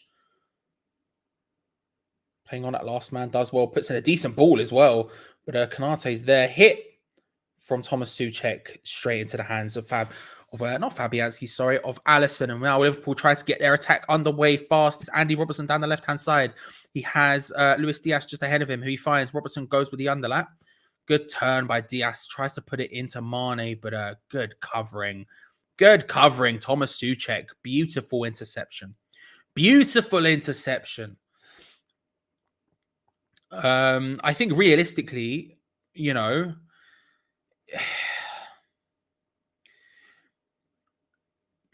It's difficult because our thing, aka crossing the ball into the box to no one now, which is what we've been doing for months, but our thing, crossing, won't be super effective against Liverpool, you'd suspect.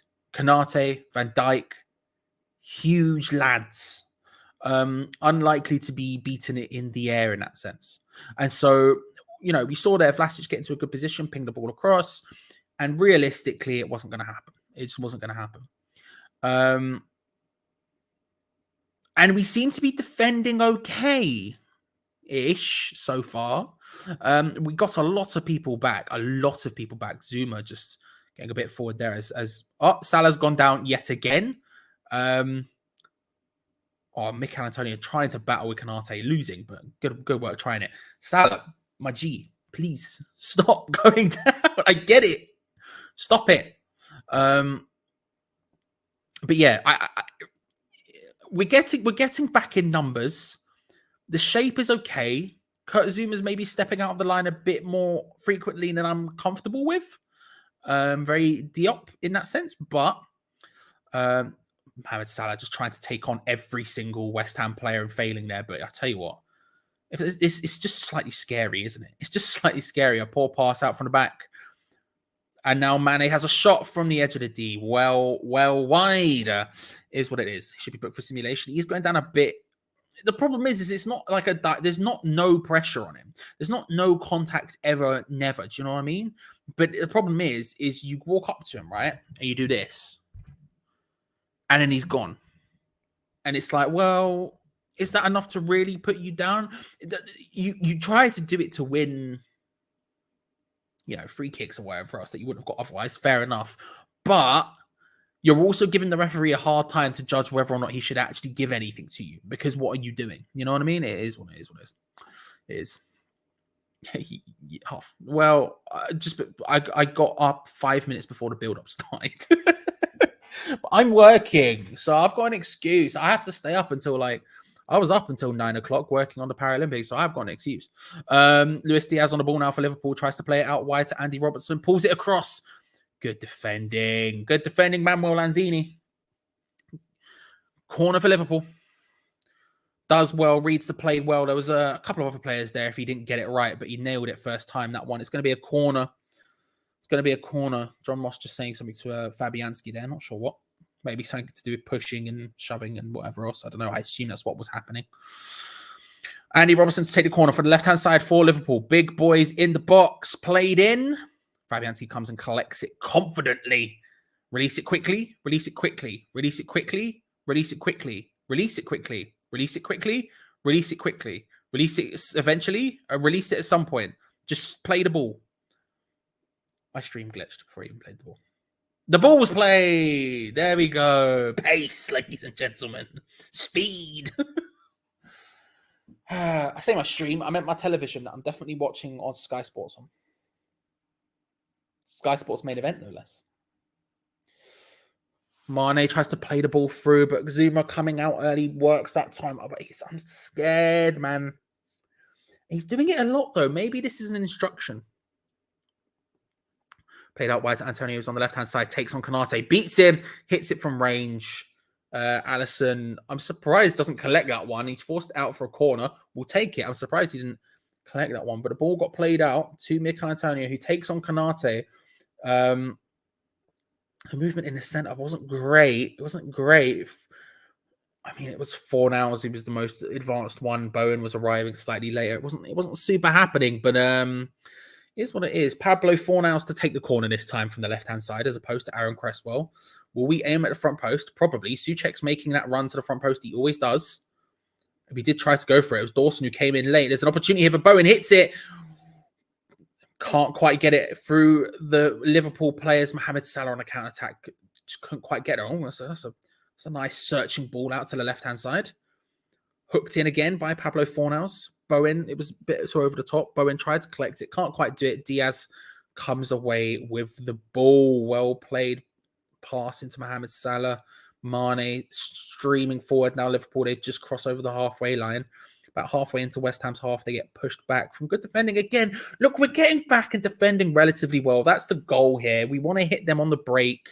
And that attack with Antonio down the left-hand side there showed there is some frailty there. Antonio went one-on-one on basically on the touchline on the left-hand side of Konate, meaning there was huge space there as Van Dijk was the only guy really left behind. Pablo Fornals drifted off maybe a little bit too wide, should have gone a bit more centrally, but that's Pablo Fornals being the central attack in midfield, the central attacking presence in that sense, with the attack going through, because Antonio's obviously wide and Bowen was arriving a little bit late. If Bowen was a little bit further forward, maybe because we're sitting so deep to defend, maybe there was an opportunity there. Maybe that was the opportunity there. That's the goal. That's the aim. That's what we're trying to do. We're sitting deep right now. We're holding tight. And we're defending relatively okay. Going forward, we're lacking a little bit, but we could get better. We'll see how it goes.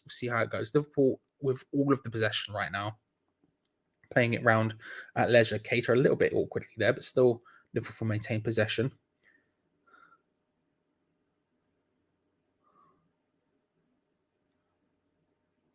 Every Liverpool player apart from Alisson is in our half right now, as they are in complete and utter control of this. Plays it through to Mane. Nice 1-2. Salah. Keita was making movement in the centre. Diaz is there. Luis Diaz. Sorry. Pinged out wide. Mane. Lays it short. Salah. Nice 1-2. Cleared away. Rob Tyler Black. People, where are you streaming this? There are places you can find streams for Rob Tyler Black. I would also say to you, Footy Bite. I couldn't tell you to go on there personally because it's not like, anything but Footy Bite. You know what I mean? Footy Bite.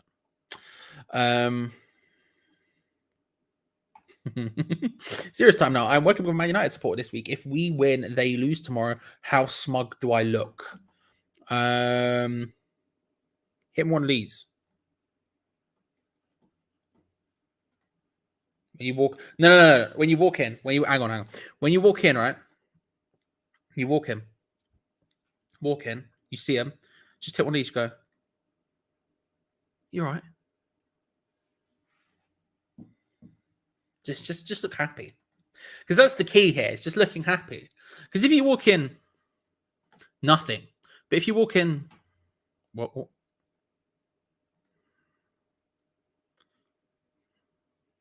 You know what I mean?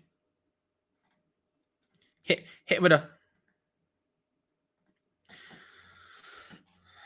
Don't know what that last one was. I couldn't see it.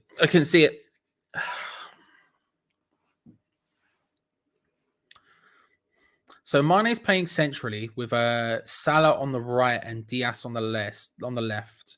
Diaz not really getting too heavily involved right now. It's mainly going down the right-hand side, as you would expect. They've got Mohamed Salah on the right. It's sort of working. My God, Mikel Antonio was taking out a small child there. Scary. Scary. Yeah, it's not quite working for Liverpool yet. I mean, earlier on, there was a bit more scariness. I mean, this is a position I'm slightly concerned when they have possession in and around the box. There's something we usually do. We're not pressing like we are scared today. We have been told to sit deep. My God, that was a position we usually would dare to press in, and we were walking backwards. Diaz on the left-hand side trying to create a space. Back to Andy Robertson, maybe a cross coming in, decides to run a little bit with it, plays it back to Keita. Salah on the far side, finds Alexander-Arnold instead, hits it. 1-0 Liverpool. 1-0 Liverpool, Sadio Mane with the goal. And I'll be honest with you, I'm not entirely certain what happened. I think it could be offside. I don't know, but the way Mane celebrates there suggests to me it's offside. Andy Robertson plays it to Keita, passes it across to Trent, who hits it. I think he's onside. I'm going to say I think he's onside. Dawson and him are both trying to get back. The way Mane celebrated suggests he thought it was offside, but I think he's on. I think it's as tight as you're ever going to see, but I think it's onside. Anyway, the ball gets driven in by Trent Alexander-Arnold. And either Dawson or Fabianski, one of them you feel like should have dealt with that. I want to see it in play just to see what happens with just to see what happens with Fabianski a little bit. I feel like maybe Dawson, you could put your foot out. I'm not sure. Yeah, one of them has to do it. Maybe there's a call. I don't know. Mane slots it in. Goal. Onside, yeah. I thought it was. Liverpool 1, West Ham United 0. It's taken them a while to get there. And it wasn't convincing when it finally did happen. But finally, they found a little bit of space in that central area and they get a goal. West Ham United now with a bigger mountain to climb than they had previously. Liverpool 1, West Ham United 0. Is what it is. Is what it is. This. Yeah.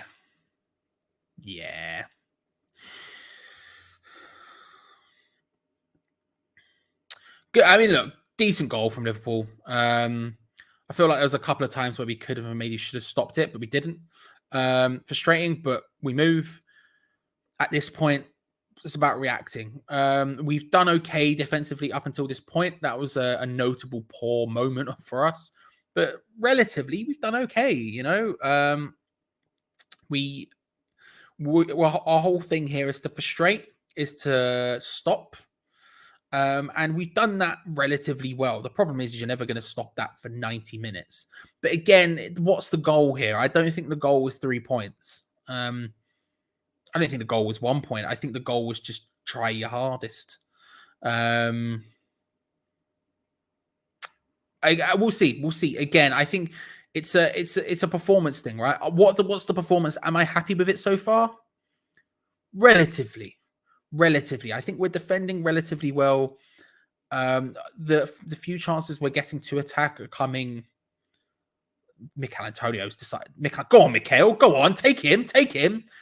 Couldn't quite beat Kanate. It does what fair play, Mikel. He backed himself there, and he did. He hit it. Goes flying forward past one of those kick and run things. It's how Mikel Antonio dribbles. Went for it, and Kanate. He's look. He's not as fast as Mikel Antonio instantaneously, but over 5 yards, 10 yards, not happening. Over 20, 30, 40, which is what was happening there. He's about as fast as Mikel Antonio is and was able to stop him, try to let it go out for a goal kick. Mikel Antonio does really well to win a throw-in from it, but give it a shot. You give it a shot. Our usual terrible throw-ins. Guess what happens? Not much, although we have the ball. Fair. Cresswell. Oh, no, don't worry. We flopped. It is what it is. Throw-ins. West Ham. Scenes. Oh, Luis Diaz drifts. Just takes it past Dawson too easily. And then past Zuma. Free kick right on the edge of the area. Luis Diaz does absolutely brilliantly there. Flipping heck. I know, son. Do you know what I mean? That was absolutely... He picks up the ball in their own half and then just starts running. And we are at all kinds of odds. Dawson's the first one to take a dive in, drifts past him, then just tries to flick it around Kurt Zuma, who does relatively well. He does get turned. He takes him down right on the edge of the area. It's a free kick. Trent probably going to take that one. It's a yellow card for Kurt Zuma, unsurprisingly. But flipping hell, Luis Diaz, what a run! What a run! Completely does Kurt Dawson. Completely does Craig Dawson. Twines up Kurt Zuma. It's a free kick. About as close. The one thing I'd say, is it too close? You know? Let's bust out that one, shall we? Is it too close? I'll be honest with you. For Trent, probably not. Trent's there, Salah's there, Henderson's there. Maybe they do a layoff to Henderson to pile drive it. Maybe they do maybe we get a Salah hit. Oh. It was the layoff to Salah just to give a little bit of an angle on it, and then Alexander-Arnold hits a bit of swaz. But I'll be honest with you, it was too much swaz. Wide. Does wrong for Fabianski, to be fair, but no.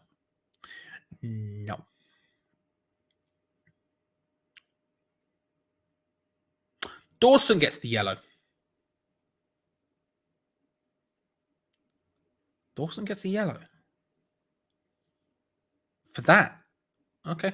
Well, he tried a professional foul. It wasn't a yellow card for Zuma. It was a yellow card for Dawson for an attempted professional foul. Doesn't actually do it. Doesn't actually make contact, but he tried it. So yeah, there you go. Yellow card, mate. Apparently. All right, fair enough. We'll see. Especially that far forward, Lewis. Especially that far forward. I love Dawson, but he's so exposed when we play against the fast attack. Like I say, there's a lot of forward stepping. There's a lot of forward stepping. Let's go with a lot of people coming out of their line. Zuma, Dawson, and that way we were caught very high up the pitch, and that's the one place you don't want to be caught with Liverpool. They took it to us, and he was lost. To be fair, Diaz does brilliantly. He takes the touch into a place that's very awkward for Dawson to come to. And he's already passed him by the time Dawson could even think about committing a professional foul, let alone tackling the ball. He does very well, to be fair. Strongly disagree, Jeffrey. I appreciate it, but just I need to shave. I also probably need to get a haircut at some point. Can I be asked? Nah. Oh, I'm thinking I'm jealous, Deckers, bro. I'm thinking I'm jealous and I want to get involved. We don't have bacon, man. I want to get involved so badly, though. Hooked across, Salah tries to hook it back, can't quite manage it. Deflects off Ben Johnson and Jarrod Bowen trying to get the ball forward. It's all just a bit stretched. Our counter-attacking right now is just a bit stretched. I mean, I say that like that's a shock. We have Bowen and Vlasic, who are wide on the left and right, specifically sitting as deep as humanly possible. And so it's not a shock that we are a little bit, we get the ball forward quickly because you want to counterattack and convert as quickly as possible. But there's just no one there apart from Mikel Antonio a lot of the time. So there, Jarrod Bowen's picking up the ball very, very deep, way deeper than you'd want him to for a counterattacking opportunity. And he's running with it. And there's just like 4 or 5 Liverpool players stood there like, go on then. And the answer was no.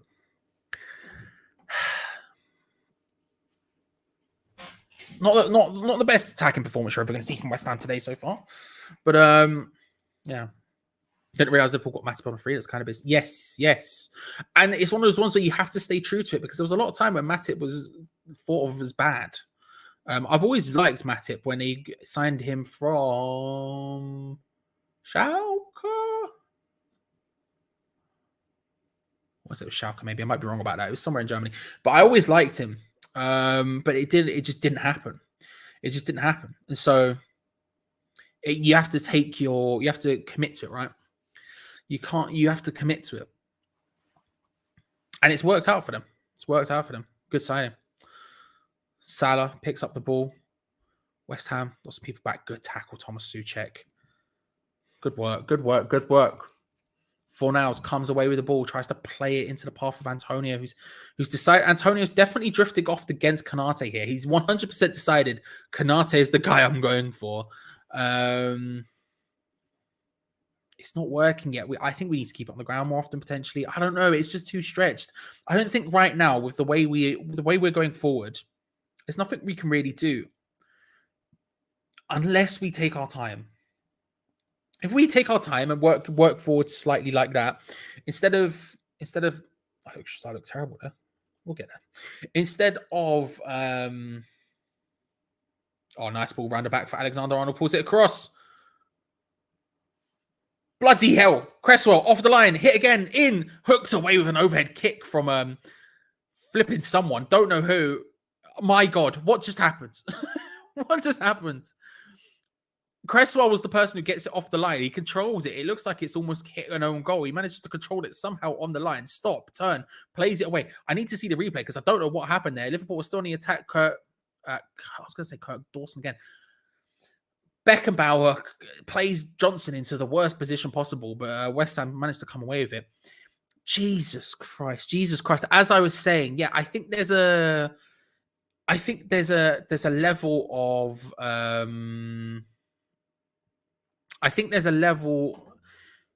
could take. How do I word this? You could take your time to get the ball forward, right? You could take your time. You could chill. You could then allow us to sort of move forward to try and get a bit more people forward. But realistically, oh, that's a ball over the top. Pablo Fornals, 1-on-1, digs him. Hooked away off the line by Trent Alexander-Arnold. Alisson flops it. Hit it, Vlasic. Deflects up. Oh my God, just wide. Flipping heck.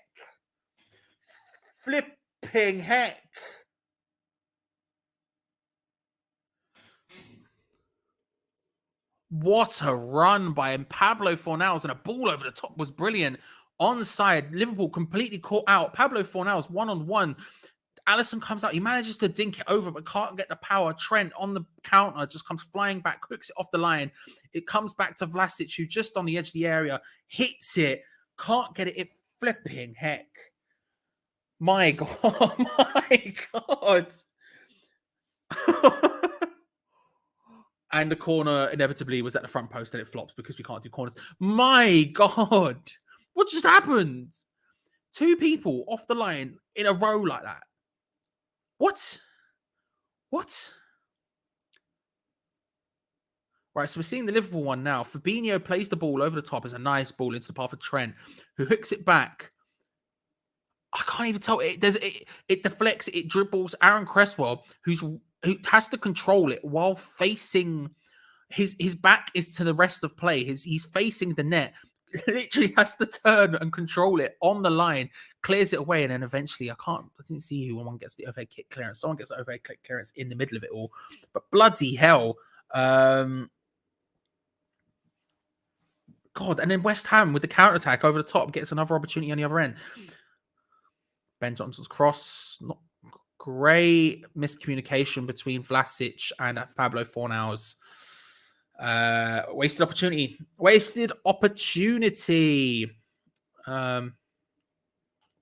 Should have gone around Alisson. Maybe. That's difficult. Alisson is a big goalkeeper. He's a very good goalkeeper. He comes out. He makes himself as big as possible. It's difficult. This is Pablo Fornals. He's not a striker. He's not a clinical finisher or anything like that. If you were to Alex Chapman's got people on bits. If you just ignore it, bro, please, I beg. If it's Antonio in confidence, maybe he takes it round him. If you have someone like Ben Rama on the ball, maybe he does something with it. But in that position, I think he does the right thing. He manages to scoop it up over him. That's the thing. Alisson's positioning makes himself big enough to where he can't just dink it. He has to really scoop it. There's no pace on it whatsoever, and allows just about Alexander-Arnold to clear it off the line. But look, we've exposed them. We've shown there's areas there. We can do this. Keita loops the ball in, headed away from Kurt Zouma. We've shown we can do this. There's elements here of spaces. You know, we've had a couple of opportunities now where Liverpool's high line is getting them a little bit in trouble. The problem is of course, we're playing Pablo Fornals as the central attacking midfielder. He's the person who's going to get those opportunities naturally because of the way we're playing. He's the person who's going to get more opportunities naturally because of the way we're playing. And if there is a level of, if there is a change you could make potentially, you maybe put Vlasic in that role, or even Bowen in that role. I know we don't want to. I know we want to put Bowen out wide right, but maybe you put Vlasic or Bowen in that role, and you put Fornals out on the right or whatever. Just because, you know, Fornals will probably show you that work rate that Bowen will defensively, and Bowen's going to be more clinical in those opportunities. Nice layoff there by Bowen to Fornals, back to Bowen. Antonio's just stood offside. He's asking for it, but he stood offside. He managed to get round the back of Van Dijk in the end anyway. Hits it early under pressure. Can't do well. Is what it is.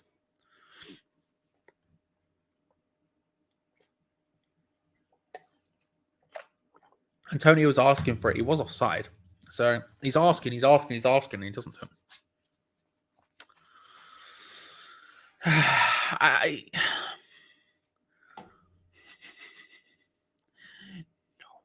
does not know how to pass.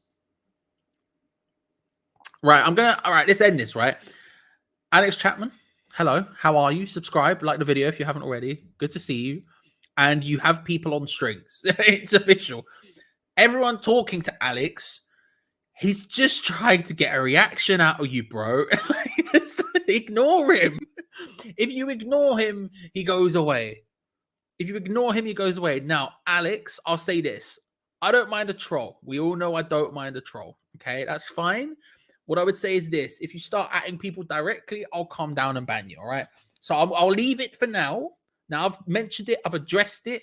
We'll see how it calms down. If it doesn't calm down, it will have to be solved. But I'll let you lot solve it yourself. Try to solve it first. Alex, you've got people on strings. Fair. Good work. Everyone else, just ignore it. He's winding you up. I know it's frustrating, but he's just winding you up. Ignore it. Ignore it. Luis Diaz trying to find his way in. Good tackle by Lanzini. He's done okay defensively, to be fair. He's done okay defensively. Is it too early to bell? I'll tell you what, I'll grab one at half-time. And then second half kicks off, we'll decide. We'll decide.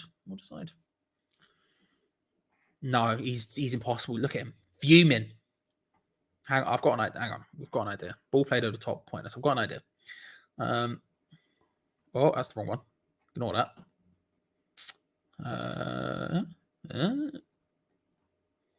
Look at him. He's raging. Let's really get in there. Let's really get in there. There we go. Look at him. Fuming.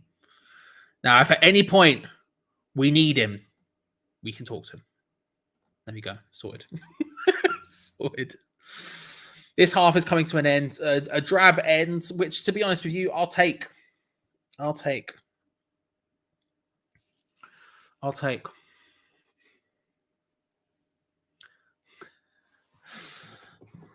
minute stoppage time. Ben Johnson just shoved there. Easy goal kick to Liverpool. So, how do we feel? How do we feel, ladies and gentlemen, of that half? For me,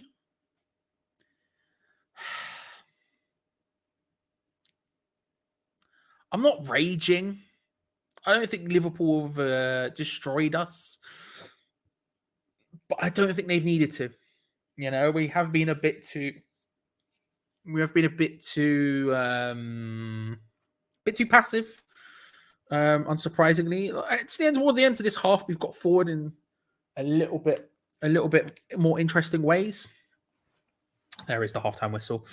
We have got forward in slightly more interesting ways towards the end of that half, but ultimately you're still looking at it as a half of football where it has been almost all Liverpool, and we've struggled to really create anything of note. Difficult. Lemon difficult. It's one of those ones where this is exactly what the plan was. That's the problem here. This is exactly what the plan was for David Moyes. Will David Moyes be happy going in? I don't think he'll be fuming. I don't think he'll be unhappy. He might be like, we're a bit unlucky there. But I think that's the worst you'll get out of him. I don't think you're going to get an angry David Moyes from that. This is the plan. This was what we wanted to do. The criticism, I guess, would be up until really the end of that half. We didn't get enough. Alex, I'm just. Hello, how are you? I'll tell you what. How you talk about how you feel while I decide whether or not I'm going to ban Alex Chapman. I haven't decided yet, so you go. How do you feel? Okay, actually, I think we've had a real go at them, Charlie. I think it could be 3-3 at half time. I think we're in the game. We've been in it in the first half. We've had our chances. We've arguably had the better chances of the half. So yeah, I'm happy with what I've seen so far, to be honest with you. I think all the boys are giving 100% just for a little bit more composure and a little bit more clinical, and we'd be ahead. I'm very happy with what I've seen. Yeah, yeah. I think that's what I mean. I was just saying before. I think David Moyes won't be annoyed by that. I think he'll maybe think we're a bit unlucky, and that's about it. I think we've done exactly what he wanted us to do. That's what we've set up to do. If I was to have one criticism of it, I wouldn't have put Fornals as the central attacking midfielder in that role, specifically because of what happened later on in that half, where he had the opportunity. He has the work rate. He makes a great run. He does really well to get in, but we all know Fornals is not exactly a finisher. And ultimately, that comes to pass if we had a slightly better finisher in that role, because he's going to keep getting these opportunities. There was times where Antonio drifted wide, and who's the guy in the center? It's Fornals, because he's the furthest one forward and he's central. Bowen's getting there, but because he has to start significantly deeper, it is what it is. But performance-wise, we're right. It's what we want. It's what we've tried to do. We just need to be more clinical. I don't know. Go on, you first. Make the right decisions, really. I think Antonio's shooting on sight, and a couple of occasions it's worked. That last one there was the complete wrong thing to do. For now, what you're doing, man? You're against one of the tallest keepers in the league. You've decided to try and lob him. I mean, it nearly worked, but you don't get many chances like that against Liverpool or any team in the Premier League. So when you get them, you've got to take them. I mean, I'm impressed that Geezer's got the confidence to try and pull that off in front of the cop, to be honest with you. But had it gone in, it's like, wow, what a goal, but it didn't. So it's, wow, what have we done, you numpty? It's frustrating, really. Our corners as well, we could do doing a little bit better then. They keep hitting the first man, the build-up. Liverpool almost seem a bit nervous when we get a corner. I understand why, because in the reverse fixture, Alisson ended up punching into the back of his net, and John Moss must have said, I'd like to know what he said to Antonio, for Antonio to run around after him for about 5 minutes afterwards. I don't know what John Moss has said to him, but, our corners have been a bit poor. But listen, I'm happy with how we played. I've got a bit of concern in the second half is that our two centre-backs are both booked. With the 1-0 Is Suma Liverpool. definitely booked? Is Suma definitely booked? I'm unsure about Zuma. Dawson certainly is. I think he booked both of them. I'd have to double check because obviously the graphic came up. I think the commentator said there was a correction and it was actually Dawson. So it might just be, but we'd have to double check that. If someone in the chat knows, let us know, because I'm not 1,000% certain. The worst thing is Dawson booked. One of our centre backs are booked anyway, and I think the scoreline means it suits Liverpool's counter-attacking style. Yep. They run our centre-backs. They can't really make a tackle. So that's a bit of a concern. But overall, Charlie, I'm quite happy, to be honest with you. I think we're playing okay. I think we've got some options on the bench. If Fornals was Benrahma, if Benrahma did what Fornals did while 1-on-1, I think he'd be taken off at half-time. I don't think Moyes would stand for that from Said Benrahma trying to lob the goalkeeper. But I think Bowen's having another quiet game. Defensively, he's having to do a lot of work going forward. Not really seeing him too much. But what do you do? I've been impressed by Lanzini in centre midfield, though. Yeah, that's a good point. I think he's been decent. So Suchek. But yeah, I think Lanzini, I read it better than I thought he would. I was a bit concerned about that. I don't know. I shouldn't have. We've seen him play well there before, but it's just because the last time he played there, he was not rubbish, but just not good enough. So I was like, when he's getting in and making some last-ditch tackles and reading the play well, I'm like, ooh, Lanzini's here. Hello. Which is all good. Anyway, I'll speak to you in a second, my friend. Good luck. Cheers. Right, live chat. Let's see what you're saying. Kaiser Machine is saying that Benrahma probably would have scored it. Well, David M. Dave says that we're still in it at 1-0. I do agree. Chippy says goalkeeper's the only difference between the two sides. Fabianski could be doing a bit better for a goal, couldn't he? The more you see it, the worse it gets from Fabianski, I think. But saying that, good save from Mo Salah when it was 0-0 after about 90 seconds. Really good save. Alisson's having a good game, a couple of good saves. Saying that, he was beaten by Fornals, who just didn't have enough to get over the line. And then when it got cleared off the line, he sort of went running after Vlasic, which was possibly the wrong thing to do. But that game could be 3-3 at half-time. It's really good. NH Hammer says we're okay in patches. One more goal for Liverpool and stick fork. Yeah, I do agree with that, though. I do have to agree with that one. Alan thinks we're playing well, while another Alan thinks Ben Rama doesn't breathe properly, according to Moyes. Tom's agreeing that it was Fabianski's fault. Lewis says, in these big games, we need to take our chances. We never do. That's the difference. We won't get a good chance in the second half. Stephen would like to see Diop on for Dawson. I agree with that. I think the problem is, while Dawson's not playing that bad, he's only made, say, 3 errors, but they've been quite big errors. For Liverpool's goal, he's a couple of yards behind the other defenders again, which was similar to the penalty we conceded against Southampton. And then he's got booked for trying to chop down Diaz. He's struggling a little bit, so I think I'd probably put Diop in as well. Stephen says that Bilic is doing analysis on, how do you say that? I don't know how you say that channel, but I know what one you mean, but I don't know how you pronounce it. Dazn, I don't know. And anyway, Mark says he doesn't know how Mane gets in there ahead of Fabianski and Dawson. It sort of panicked a little bit. Both of our players just sort of watched it a little bit. Look, it said we're playing better than anticipated, but just like every single week, our finishing and playing attacking third is beyond shocking. Trinity Hammer says Fabianski always stays on his line and Dawson should have dealt with it. Mandy's agreeing with Harry and Stephen to get Diop on for Dawson at some point. Chris says it's a really good ball from Johnson. Now, I agree. I thought it was a great pass from Dawson. What I will say is I've been critical of Johnson's play in the final third, and it was from the halfway line. I know I'm being a bit harsh. I think Johnson's having a good game, actually, defensively. They're causing us problems down the other side of the pitch and down the middle, but they're not really causing too much problems down Johnson and Bowen's side. I think them two are doing quite well against Robertson and Diaz. The only times we're seeing Diaz sort of light up Anfield, if you like, is when he moves into the middle of the park. But when he's up against Johnson, he's doing all right. I think Ben Johnson's playing well. Lammy thinks Dawson should have pushed up for their goal.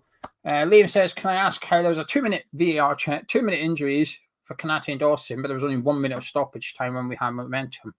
You never get loads of, unless it's drastic, you never really get loads at the start of, in the first half, stoppage in the end of the first half. Sean says, don't talk to him about Vlasic again. A huge boo-boo from David Moyes. Joseph says, we're playing well, considering we don't have Rice. I agree with that. Martin also thinks Fabianski should have got that for Mane's goal. James says, get Fornals out of the club. He's a disgrace. He's had enough. Martin Fornals would have been better up there. Maverick says, not all bad. I'm sure we'd have matched him for shots on target, if not more. Well, I agree with that one. Will says, given a lot of decisions to Liverpool, what do you mean if we clash? Do you know something? I am going to say this. I'm going to say it very quietly. I don't think he's having that bad a game, John Moss. I've been surprised. I hate John Moss. He's a referee I dislike the most in the Premier League, but don't think he's having that bad a game. I can't really remember any decisions where I thought he got it wrong. The free kick booking of Dawson or Zuma on the edge of the box. It was Stonewaller. Salah's dived a couple of times. What I will say is you could have booked Salah for that because he did give us a free kick at one point, which wouldn't, the second or third time he just plays on a little bit, which suggests that Moss thinks it's a fair tackle. Not necessarily a dive. That's fine. I can accept that. But the one he literally blew up and gave us a free kick because of Salah's dive, it's got to be a yellow card, that one. That is cheating. You've just cheating. Right, we'll book him, punish him for it. But he didn't. That's my only grievance. But I think he's done okay, actually, surprisingly. Adam would like to see Okoflex on, and while Harry doesn't blame Dawson, he's just not quick enough against Liverpool. Jake also thinks Fabianski bottles it. Mandy says we need to stop Alexander-Arnold's crosses. English Yardy says, Fornals, come on, bro, put that ball away and score. Should be 1-1 at half time. When I watch this match, it frustrates me because we haven't improved our squad. It's sickening. Jonathan's asking about the demise. The official word, Jonathan, is he's got a chest infection. He's got a cough. He's ill. So he misses out through illness. Ben says Antonio getting to a better level. I just time for see. I have to agree. I think Antonio's playing well. I think often Klopp plays Konate up against more physical strikers, and he's sort of forced to today because Matip's ill. But I think Antonio's got his number. I think he's doing really well down that left channel. He's doing something. It's common sense, really, but it's good to see him do it, which is stay away from Van Dijk. One of possibly the best centre back in the Premier League. You can debate who you think is the best centre back. I think Van Dijk is. Stay away from him. Go up against the other one. It's working. His first 2 efforts on goal were decent strikes. His third one was a bit erratic and rushed, but it wasn't a great pass from Jared Bowen in the first place. But apart from that final effort, I think he's having a really good game, Antonio, to be honest with you. Winning his headers, pulling when Fabianski's got the ball, he's pulling right over to the touchline, going up against Alexander-Arnold, so he wins it easily in the air. Been very impressed by Antonio, actually. Joseph does as well. Antonio's looking good, hungry to score. David says Fabianski part up fault for goal, usual slow off line. You'd like to see Areola on a regular basis. I don't disagree with you there, my friend. Joshua's happy with the effort from the players, just now Finals didn't hit it hard into one of the corners. Jazza's asking how Vlasic has been. I think he's been okay. I don't think he's been terrible. I don't think he's been... There's nothing notable, if you like. He's not grabbing any headlines for either way, good or bad. I think he's just having an okay game. I think some of the players are playing okay, which when you're away to Liverpool, to sort of play okay, you've got to play well. Does that make sense? I think if he played like this against Norwich or Burnley, he might have had an impact on the match a bit more. Unfortunately, because they have so much of the possession, we're sort of seeing Vlasic's defensive discipline a bit more than anything, and he's doing okay at it. There was one occasion I was a bit disappointed by him, which was when Souček put him down the left side. Bowen and Antonio were bursting to get into the box, and he sort of slotted it in. Van Dijk had it out for a corner. We got a corner out of it. It just seemed like a wasted opportunity and a bit of a nothing cross from him. He just lofted in the 6-yard. He played it safe, I think. Yes, sorry, I've already clicked on that one from Joshua. James confirming we've had 5 shots on target to their 2. Tom says we're up against it for sure, a bit too much to expect us to score and keep Liverpool out. Yeah, I don't disagree. They're a bloody good team, Liverpool. Like I said, we've been unlucky. I think we've played well, but do you know something? I think Liverpool have played well. They could have scored 2 or 3. You know, Luis Diaz at the end, there was that scramble around the goal mouth and stuff, wasn't there? And they look dangerous when they break. You know, they've done Dawson a couple of times. They've looked all right for it. Yeah, I've seen Henderson calling him John, but in mixing, is it good when Henderson calls the ref by his first name? I think a lot of players call referees by their first name, though, and stuff, and vice versa. If we had Declan Rice play and he did a foul, I think you could expect John Moss to say, Declan, come here, Declan, come over here. I don't see it as an issue, to be honest with you. Not really a thing. Neither do I. Anyway. I think it's fine. It just is. It's just, you know what I mean? Yeah, it doesn't bother me, especially the captain of the team who has to communicate with a referee before the game and after the game or whatever as well. They're probably going to be on have some form of relationship there. So, yeah, I'm not too bothered. So, as the teams are coming out, Gio, any last words before you run off? I just hope the boys keep doing what they're doing. Give 100%. I would like to see something inventive at some point, whether it's Ben Rama on or we just change something. But if we play the same way again in the second half, we will score. We will score a goal. The problem is we will probably also concede a goal. But I'm pleased with what I've seen in the first half, Charlie. And there's plenty of positives to take. There's actually more positives to take from the first half at Anfield than there was in 90 minutes against Newcastle, where we actually got a point, if that makes sense. So yeah, I'm a happy hammer despite losing 1-0. So I'm going to go watch the game and I'll catch you in a bit. Enjoy yourself, Gio. And hey, everyone, if you want to see more Gio, make sure to stick around until full time when Gio will be live with the match review. Straight after this, we'll end it and you can go watch it. We make it as easy as possible for you here on Match Day at Hammers Chat. If you haven't already, make sure to like the video. 300 is the goal. We are at, 188. 300 is possible, people. We might be able to get there. 300 likes if you haven't already subscribed. Hit the bell notification so you don't miss out on any future watch-alongs. The game is back underway. Come on, you irons. Deploy the boys. Let's go. Big plays. Second half here at Anfield. Starts Liverpool 1, West Ham United 0. If we need them, the bell has arrived. If we need them, the bells have arrived. Just in case they're going to be here. They're going to be here just in case it gets called upon. In case it gets called upon, I will press go on the timer when it gets to 46. Yeah, it is what it is. It is what it is. You're wrong, Lawrence. You're wrong. Anyway, here we go, ladies and gentlemen. Big plays incoming. No changes at halftime for either side. Dawson confirmed to be the only person on yellow card. That stat, who was it? James? Was it James? Was it you who said we'd had more shots on target? I mean, that's kind of crazy. We've had the same amount of shots. and we've had 2 more on target, yet we've only had 25% possession, which is wild. As a crazy stat. As a crazy stat. There we go. The timer's now going. Yeah, I'm kind of shocked about that. Early doors, Liverpool getting in, trying to cross the ball over the top. Ben Johnson doing well up against Luis Diaz there. The hook away. Look, there's no one there, but he just hooks it into the space he can hook it into. But he does well up against Luis Diaz, who's had some of our defenders on strings today. So to see him defending like that, good work, Ben Johnson. Good work, Ben Johnson. Liverpool do still have possession of the ball. Every single one of their players inside our half. They're passing it between Konate and Van Dijk right now. Trying to find a bit of space in Salah. One touch to Mane. Good defending by Manuel Lanzini. Thomas Souček comes away with the ball. Just a few options for him, but we're going to throw in anyway. It is what it is. Look, we're having it. We're having it. I had Watsits at half time, and now I'm stuck in my teeth. Big problems. Big problems. Anyway. West Ham with a throw. Yeah, like Gio said, I think we could be relatively okay with that. You know, it wasn't the end of the world. I think at worst, David Moyes would have been like, we've been unlucky there. We've performed sort of exactly what we've wanted to do. Oh, that's terrible from Van Dijk. And now Jarrod Bowen's through. Jarrod Bowen, good defending by Andy Robertson, to be fair.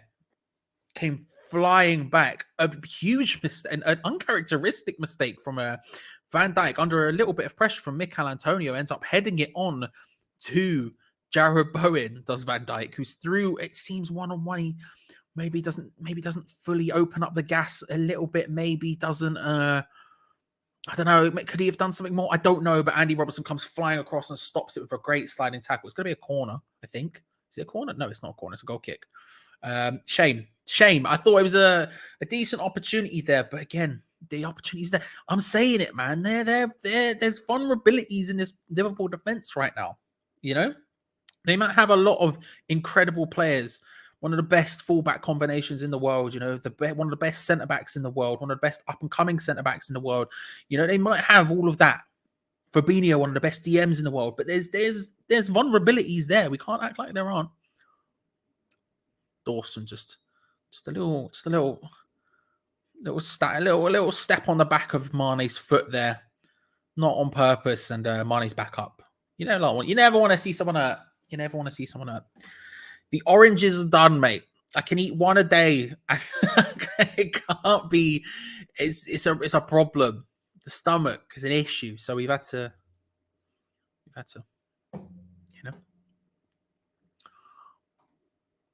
Yeah, good point, Chris. Very strong point, actually. It shows exactly what we wanted to do, and it's exactly what we did. You know?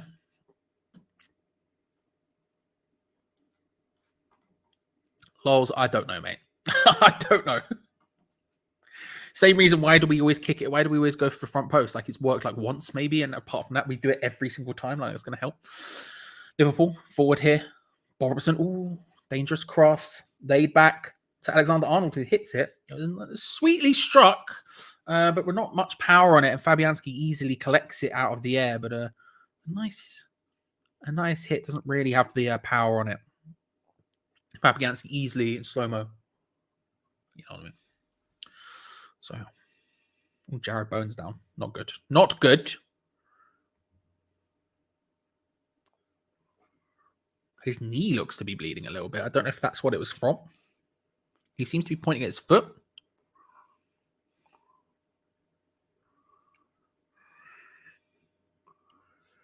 Joey coming through with some large plays. Put both eyes. Go for it. I don't necessarily disagree with you, mate. I mean, I think it'll make us defensively a hell of a lot weaker, but I don't necessarily disagree with you. I love the idea. Assists and combined by English players this season. Jarrod Bowen 3 ahead of anyone else. Trent in second place, joint with Mason Mount with 13. Jarrod Bowen with 16. Jamie Vardy with 12. He's having a stellar season. And he comes up against the Liverpool side who have been linked with him heavily in the last window. And he's done. I think there was a conversation. In the while I was away that I heard parts of about Vlasic and how Vlasic has been playing. And I think him and Bowen are having much of the same game. They're being asked to do a lot of. They're being asked to put in a lot of work rate defensively, and I think it's hampering their attacking output. It is what it is. Like, we'll see. We'll see how it develops. I'm a bit concerned about Jarrod Bowen here. He's being taken off by the medical team. He's struggling, it seems, to walk. I think the suggestion is that it was off the challenge from Andy Robertson. Not that Andy Robertson did anything wrong per se, but that he fell in a way that was awkward enough to where he can't walk. He can't walk under his own strength right now. I think this is going to be the end of Jarrod Bowen's day. It's his ankle. I think that's done.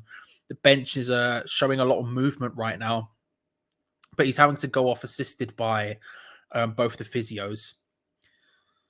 Ben Rama is stripping off to come on, so I assume he'll be making his way onto the pitch. Bad news. Terrible news. Well, we'll see how it goes. I've got a lot of work messages. We'll see how it goes, but yes, not good stuff. Not good stuff at all from West Ham.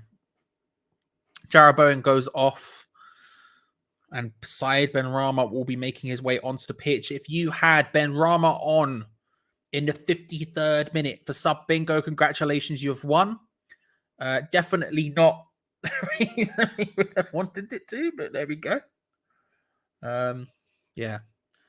It's a Diop just helping Ben Rama out, just holding his shirt. You have to see it. Rice and Bowen out. Fantastic news. Well, I mean, look, Rice, will see what happens. Again, the cough is the thing. We were told he has a cough, so he did not travel. And he should be back for the Sevilla game. We'll see. And we just have to hope that that's not too bad for Bowen. As Chris says here, you have to hope that it's impact and not Achilles, or that'll be his season. Yeah, just hope it's not serious. We'll see. Here comes Ben Rama.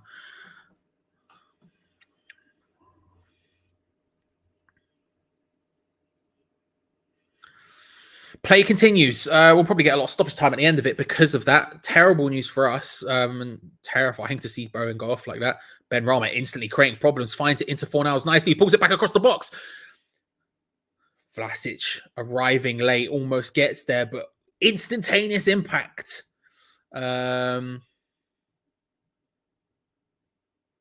Offside called very, very late there. Very, very late. But instantaneously, West Ham trying to get in and around there. I'm praying for a Leicester cameo from Ben Rama, not a Southampton one. I think everyone would. I didn't see his problem against Southampton, but I'm me. You know? I'm me. I'm an idiot.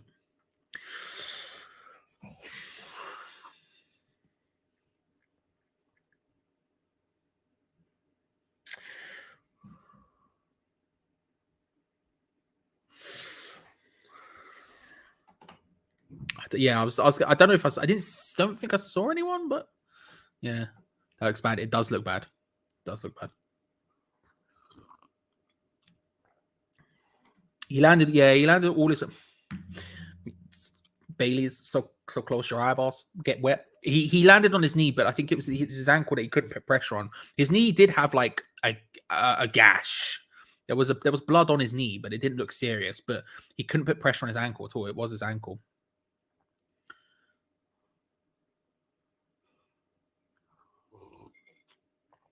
I'm just thinking of old Greg quotes now. I apologize. This one's Bailey's.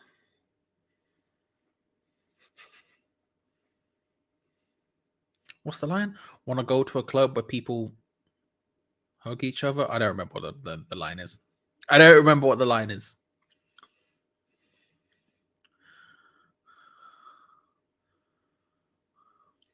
One maggot booner. I'm done now. I'm done. I've been distracted. It's happened.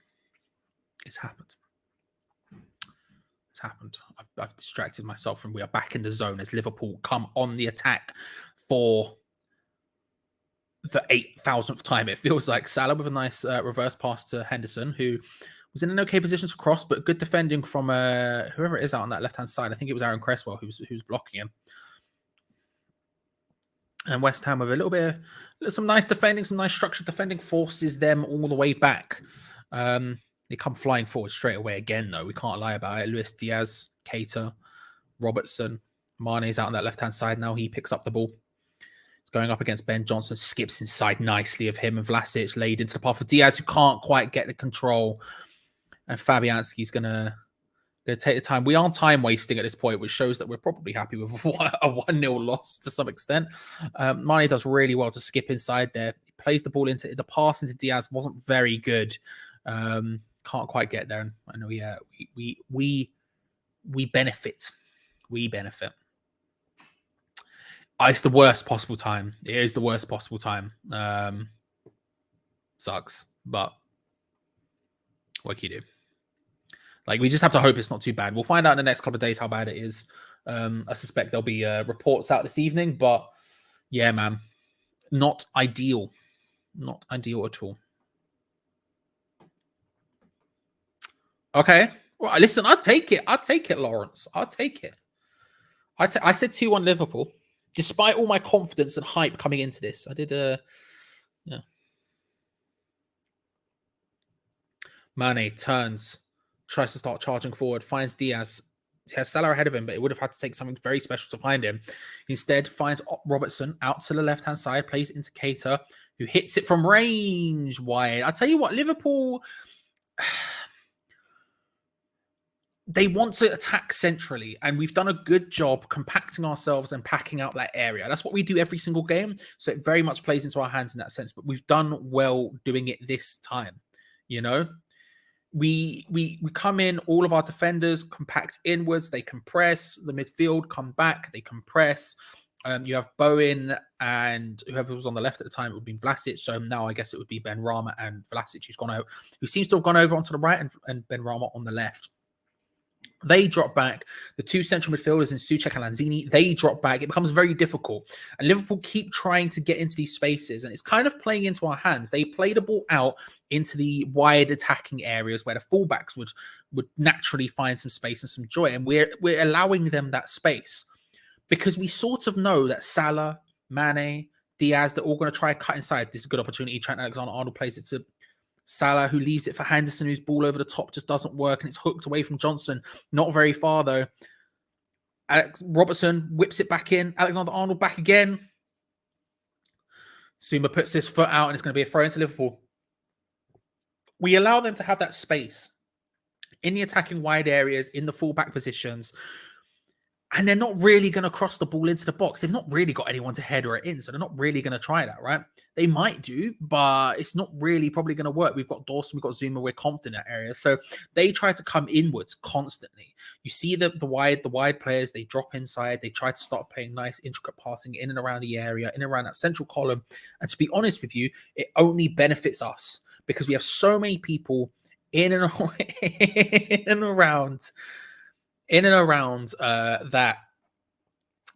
that area that it's kind of okay for us. It's working for us. We just need to spring out of it a bit better, but we're getting there. We are getting there. Oh,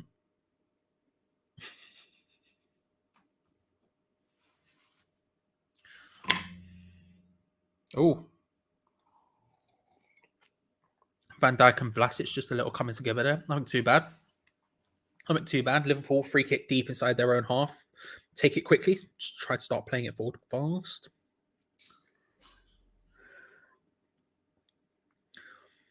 Henson out to Alexander-Arnold. It's a game of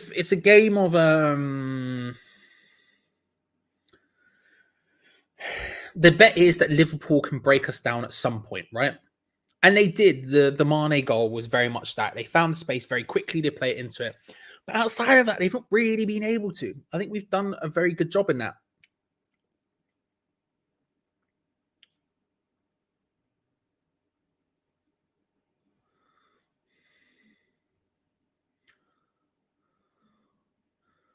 Mark Noble coming on.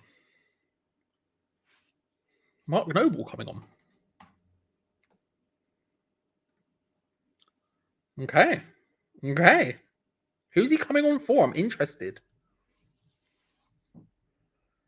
Who could you sub him on for? My thing's crashed at this exact moment and Mark Noble's coming on. I'm fuming. 11. Vlasic. Ooh. Don't know how I feel about that one. Don't know how I feel about that one at all.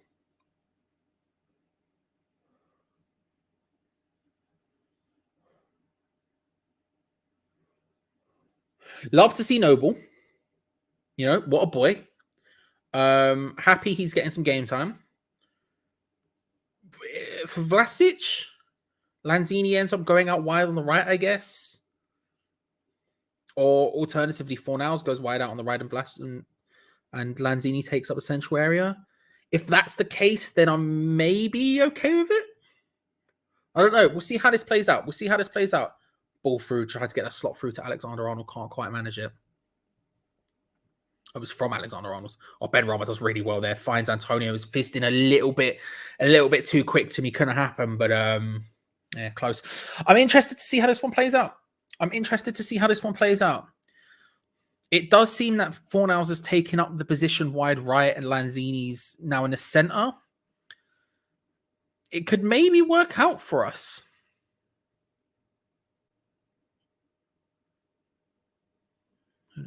Who knows? We'll see. Yeah, that seems to be what's happened. Vandrew agrees that I'm good. I've figured it out. Forza Juve, says Francesco. Hello. I tried to remember what hello was in Italian. Yeah, I lost. It's gone. Sorry. Ben Rama, free kick against Ben Rama for some reason there. Not really sure. Really nice play by West Ham, by the way. Really nice one-touch play. I don't really see where the foul was there. I'm not going to lie to you. He grabs Alexander Arnold and pulls him back, but Alexander Arnold is equally trying to push him back. And then he also grabs him. I don't know. I don't think there was any fouls there. Who knows? Who cares? The point is, nice one-touch play. Lanzini dropping deep, getting involved with some passing there. Do you know what? Go on, Noble. Two for him. Go on, Noble. Go on, get him. Luis Diaz on the left-hand side picks it and hits it wide. That was a good opportunity. Again, they managed to find those central columns with a bit more space. There was still 4 defenders in front of him, but it was quick enough to where there weren't any midfielders. He cuts inside. He tries to hit it. It's good positional play from Dawson and Johnson. Johnson gets a little bit turned, but Dawson comes across and just puts himself in a position where it's really difficult for Luis Diaz, who has to try and bend it into the far corner. Can't quite manage it, and it remains 1-0 Liverpool. Pablo Fornals is down. Well, you love not to see it. You love not to see it.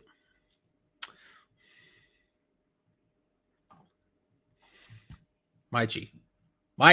Subscribe to West Ham Random if you haven't already. Jesus Christ. Say it constantly. Come on now. Paba's down after a collision with the arm of Virgil van Dijk. He's up. He's laughing about it. It seems fine. I don't think he was meant to do anything. It's just one of those ones where jumps like that and his arms are a bit, you know.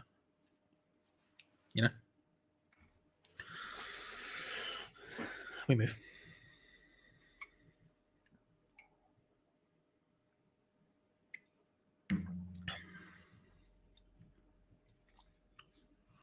"65 minutes on the clock here, and they still don't seem to be. Liverpool still aren't breaking us down in any sort of significantly scary ways. Mikel Antonio tries to get control down a little bit better control there, and West Ham are in. They're not breaking us down in any significant ways. That Diaz chance was decent, but he takes it early, and that's probably why it was decent, but it was difficult to do. Mane comes streaming forward here, but you can see Souček, Lanzini, Noble all started to compact. Salah cuts away. Cresswell did some good tracking on Mane there, to be fair. And again, West Ham press. Just West Ham cut down the passing lanes. They compress, and Liverpool forced all the way back again.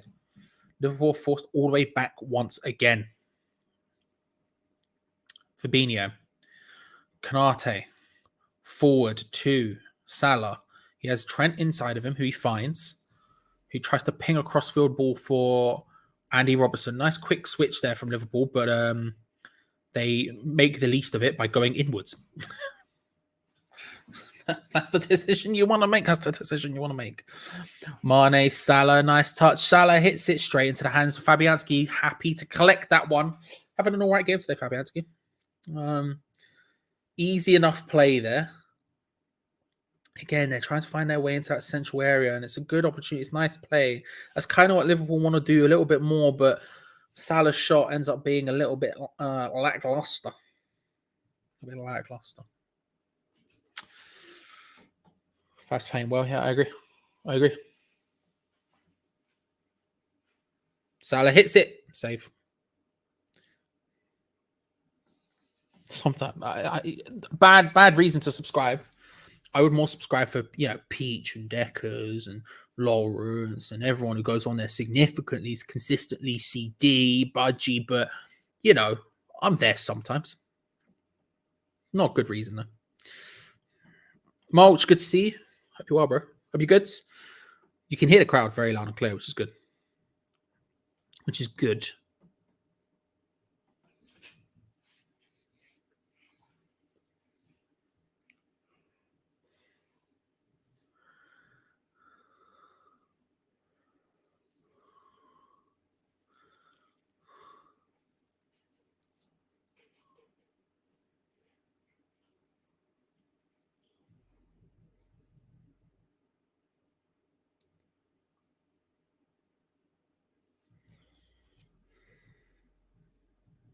Free kick to West Ham inside the centre circle. Pinged forward by Noble. Looking for Antonio.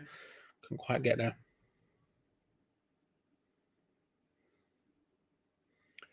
The game sort of calmed down a lot. The vibe has calmed down. There's less pace about it. There's less everything about it. Liverpool had 5 shots in the second half to our 1. Yet, ironically, we've had 4% more possession. We're up to 29% in this half scenes. But you can see sort of what's gone on in terms of where the success is lying in terms of attacking right now. We've not really been doing too much of it so far this half. This is an okay opportunity. Cresswell, short to Ben Rama, up against Trent now. He's got Cresswell next to him. Finds him again. Back to Ben Rama. Just passing between the two of them. Trying to find a bit of space here. Ben Rama, cross blocked, regains possession. Hits in a secondary cross towards Antonio, nodded away by Virgil van Dijk. Dawson coming far forward there. And his the booze for Zuma. That shows how little he's been on the ball. Like, that's the first time I've really heard it.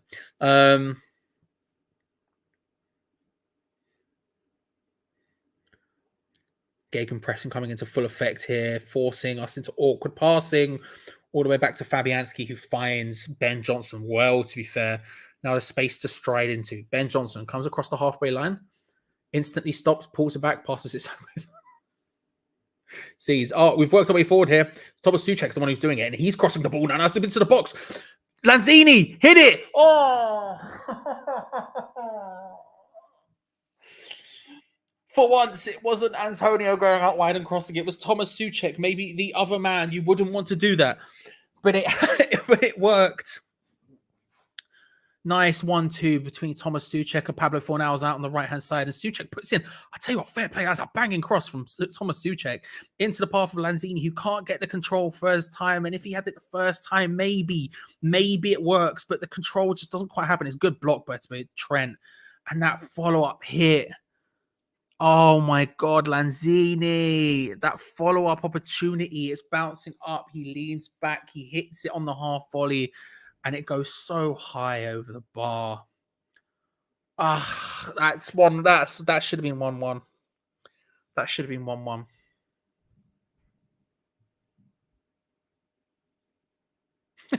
Noble banger. Oh, there was a foul. Noble hits it from range after the foul, and he just completely lobs Allison. Beautiful stuff there from Mark Noble. Should be 1-1. Should be 1-1.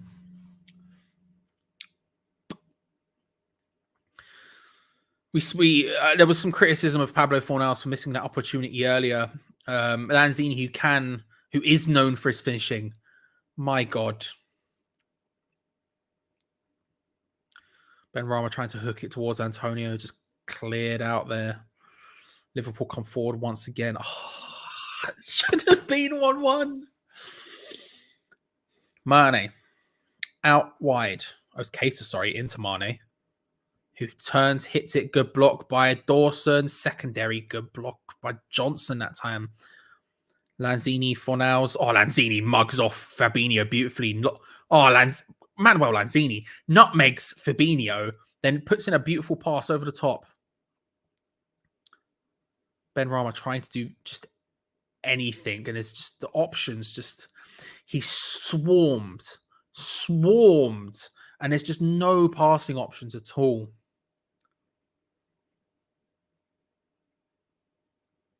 I already know what the comments are going to be. Like, I don't know. I know what it's going to be. It's fine. It's fine. It'll just be a lot of Benrahma bad, Benrahma out. I like him. Anyway. It's very loud for my phone now, wasn't it? Oh, that's why. Big Deckers. Big. Please tell me you've gone through that entire bottle now. If so, respect. If not, fair. Frustrating. That was probably the opportunity. You'd have to imagine that Lanzini one was probably the opportunity.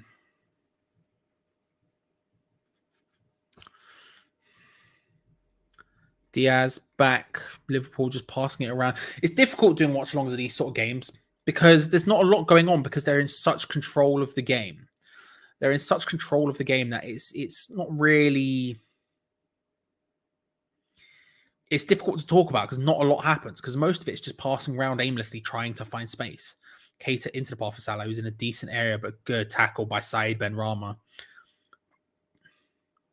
West Ham, with a bit of awkwardness, managed to work the ball out, but it was a good tackle. Yeah. Good defensive work by Benrahma in the build up to it, I guess. Yeah, it's difficult because it's not end to end. There's not a lot to talk about, and so I feel like most of the time it just ends up being Salah to Mane to Alexander-Arnold, back to Keita, back to Henderson.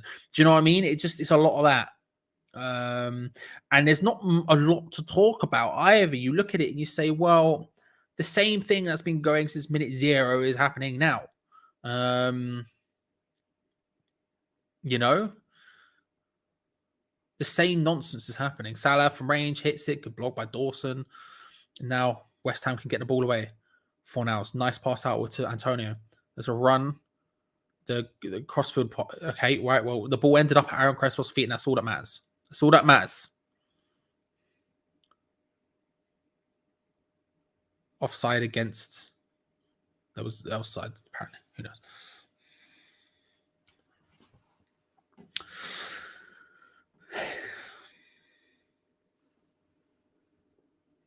I don't know. It's just not a lot to say. It's difficult. It's just not a lot to say at all. You know?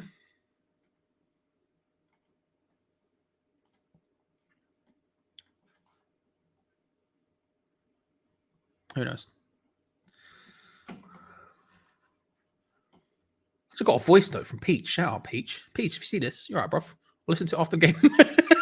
I'll listen to it after the game. Diaz charging forward. Plays the ball into Robertson, who pulls it back across. Just a little bit stretched for Liverpool, but Diaz picks it up in a decent position again. Mane, Salah needs space, but Diaz decides to go for it. Can't quite find a goal.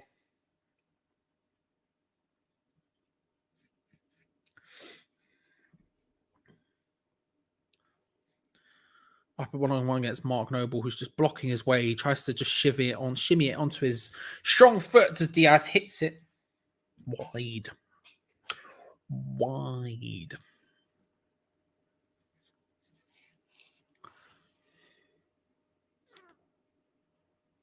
Just a minute, Deckers. Just a minute. A minute and something, like minute 4 seconds. Bell, 2 calls for Bell was in very quick succession from Suburban, Satchquash, and Lawrence. One more, and we put it to the people. We put it to the people. We do, of course, have it prepped, ready. If we keep this at 1-0, that's better than I thought. Fair. Bell, please. Right, well, we're putting it to the chat. We're putting it to the chat. There will be a poll appearing any moment at the top of the chat. Make sure to vote on that. I will give you until 77.5 minutes. And whatever the vote is, the vote passes. Yes, we bell. No, we do not bell. Let me know what the opinion is. You have until 77:30 to get your votes in.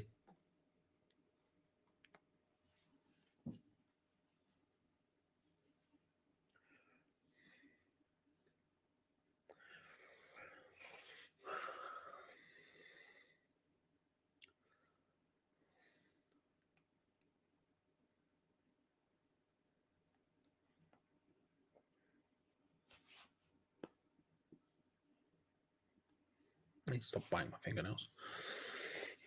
Robertson out wide. Fabinho trying to find a space. You can ring my bell. Ring my bell. For now, it's just hooking it clear, looking for Antonio.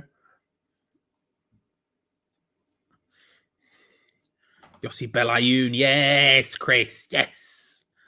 Yes. Diaz charging forward, tries to cut inside. Not the best thing you've ever seen in your life. Henderson out wide. 4, 5, 6, 7, 8, 9, 10. Ladies and gentlemen, we bell. It was passed. 80% said yes to the bell. So we bell. I'm trying to do it as quickly as I possibly can here, but the packet is eluding me. Salah. Ooh. Got away. Got away from it.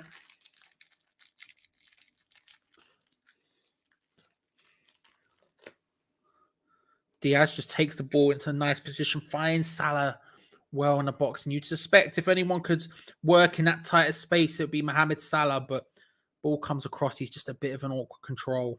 Hits off one foot, hits off the other, and it's off. And that's his last thing to do today. Mohamed Salah off, ladies and gentlemen. As is this wax.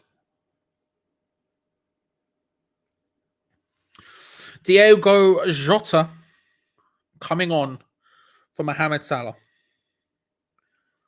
It's much the same, isn't it? Much the same. We move.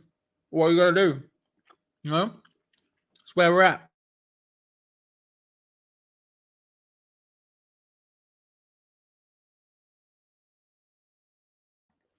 Obviously, maybe only 80% of the belt. No, we'll commit. We'll commit. We'll commit. We'll commit. Obviously, Salah, a better player than Jota. Jota, more energy. We carry on. The pressure is consistent. We move. Much and muchness. The rules are the same.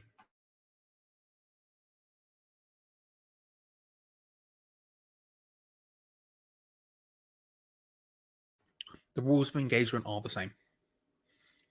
Oh. Noble with an unreal ball to Mikel Antonio. Ben Rama's on the far side. Do something. Oh, Antonio.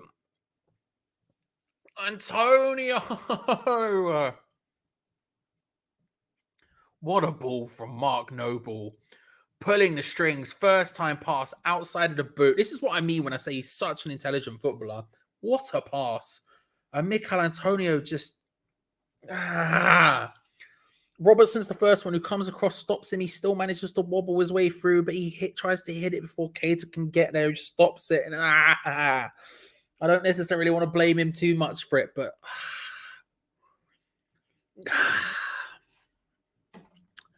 Oh, yo, Todd's here. Todd, good to see you. I didn't see your message, bro. How are you? Hope you're well. Hope you're good. Hope things are all right. It doesn't matter if you're late. You're welcome here all the time. You know that. Glenn. Hello, sir. How are you? Need strikers? Yeah, you got some. How many have you got? Could you lend us a couple? Man.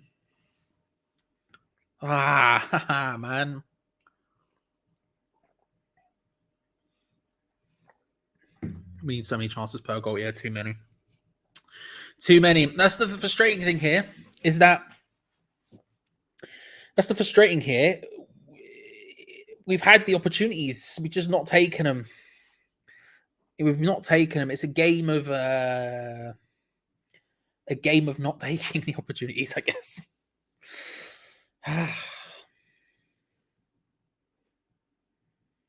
Craig Dawson nods that one back to Fabianski, who looks to try and throw it out quickly to Ben Johnson, but Diaz makes that more difficult than it should be.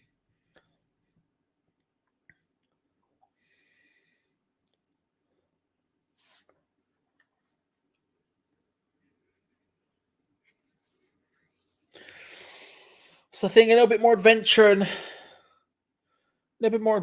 maybe this game was ours, but Lanzini, poor pass trying to find Ben Rama there. Just sold him a dream. Not happening. A little bit more adventure, a little bit more invention, and maybe we would have got something out of this game. A little bit more luck, even. Not even like we were bad, to be fair. We've done our job, but when the chances have come, we haven't taken them. We've made the wrong decisions. We've not. It's just not happened. It's just not happened. It's a shame. It's a shame. Not over yet, of course. Got about 10 minutes to go. Got 8 minutes plus stoppage time. I suspect it'll be quite a bit because of the Jarrod Bowen thing. All Lanzini finds the ball into Fornals. Antonio's there, but can't find anything. Ben Rama tries to ping it back across. No one can get there. Just quite ahead of it. A little bit more pace in there and plop it. Pakatutush. That's a goal, but not quite. Terrible from Alisson there. And again, every time Liverpool do something like that, I'm just staring at it like this is an opportunity. Also, Antonio, please be onside for once in your life. It's frustrating. It's frustrating. But we're ending this half much like we ended the first, with a bit of momentum on our side, a bit of pressure. We're taking it to Liverpool. End of that first half, we did well. End of the first half, we were creating a lot of opportunities. They sort of sat off. They don't know if they tired, what happened, but they started being a little bit more lackadaisical, and we started getting on top of them. And here, the same thing seems to be happening. And as the half is coming to an end, we sort of seem to be growing into this almost. Free kick in a fairly decent area for West Ham. Foul against Mikel Antonio. Mark Noble to take it. Lofts it in. And no one was there. No one attacked it. Cool. All right. Well, there we go. Scenes. I'm seeing the word Chester's a lot in the chat. All right. I see Chester's on my screen. Is he coming on? He is coming on. Shock. My God. David Moyes is so... David Moyes is subbing on a youth player before the 90th minute. Look how shocked Danny is. Speechless. My God. My God. Who knew? What's going on? Come on, Chesters. We got this. 1-1 incoming. Come on. Come on. It's happening. Come on. I haven't got the energy to do that. But we're here. It's happening. I'm interested to see who he comes on for. It would have to be Lanzini or Fornals, I guess. Unless you take off Antonio and you go really bad. Who is it? Who would it be? Oh, nice play by Antonio and Ben Rama down the left-hand side. Someone give him an option. Give him an option. Leaves it short to Lanzini. There's not enough people committing, but Lanzini has the ball out on this left-hand side. He tries to find Cresswell, does Lanzini, can't quite do it. Just not enough people getting into good areas, not giving options to players when they have it. And West Ham are forced all the way back. I'm interested to see who Chester's comes on for. It would have to be either Lanzini or Fornals. Being honest, I don't know. I'd probably say Lanzini, I guess. I'd probably say Lanzini. Get him just in an area where he doesn't have to defend. Chester's coming out wide where he's going to get forced back all of the time. It's going to be depressing to see, but at the same time, Benrahma tried to ping it across, just no one there. At the same time, like, I don't know. We'll see. Oh, James Milner's coming on. Yes, lads. Come on. Jammy Milner. The big jam dog. Love it. Where's Chester's gone? Has he disappeared? Who knows? Henson lays it short to Mane, back to Henderson.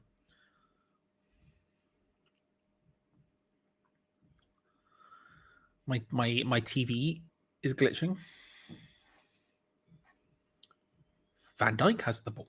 Scenes.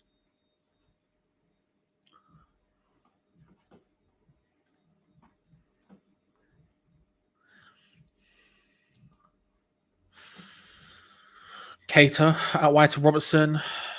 They're still trying to find a way ball. Terrible from Andy Robertson. And now West Ham have the opportunity to go forward. Mikel Antonio play it quickly. Does well to find side Benrahma. Again, he's going to need options here. You have to do something incredible or he needs options. He does play it out wide to Pablo Fornals, who's crossed the flex off Andy Robertson, and it's a corner. It's a corner. Right. Here we go. Don't put it into the front post. Just get it in the mixer. Come on. Lob it in there. Come on. Dawson, Souček, Antonio's on top of Alisson. Dawson and Souček are in position to make a run to the front post.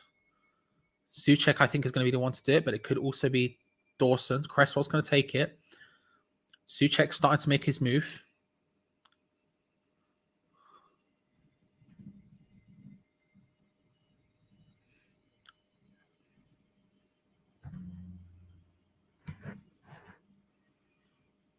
Cresswell back in for a second time after the corner. And now Liverpool can counter-attack. Mane. Jota. Diaz is there. Mane's charging into the box. He needs to find one of them. He plays it across. Good interception, Manuel Lanzini. Well read, sir. Well read. I'm going to say, whoever's in charge of our corners can fuck off. Such a waste. It's always such a waste. What are we doing? We've got so many big men and we're just like, oh, what about if we do something fancy? No, just put it on their head. God damn it. Jota picking up a yellow card for the professional foul on Pablo Fornals there. Do you remember when Chester's was coming on? I don't.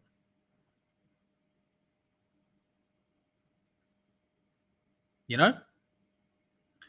We'll see. Will he come on? Maybe. I thought it was going to be before the 90th minute at this point. Nope.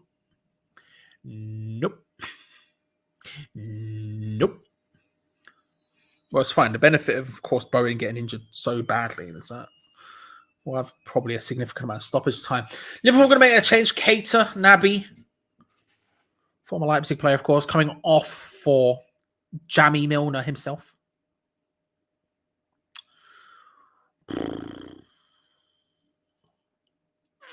Feel like this game feels like it's David, good to see you, sir. It is, isn't it? You love to see it.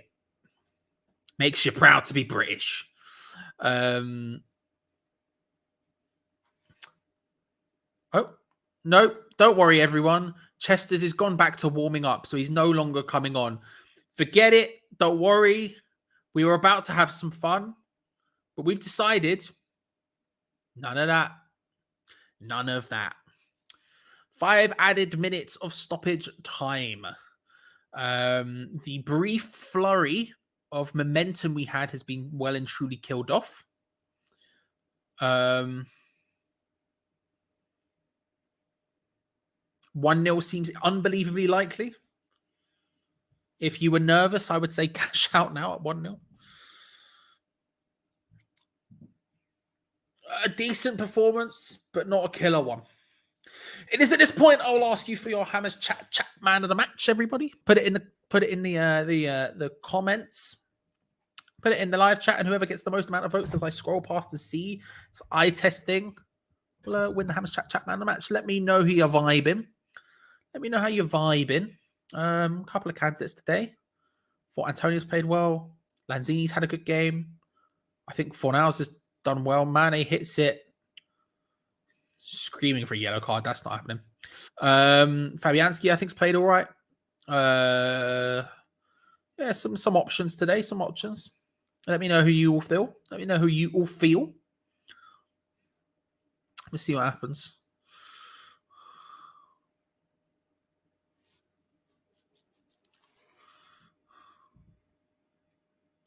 This game's it's drawing to a conclusion, this one, and it feels like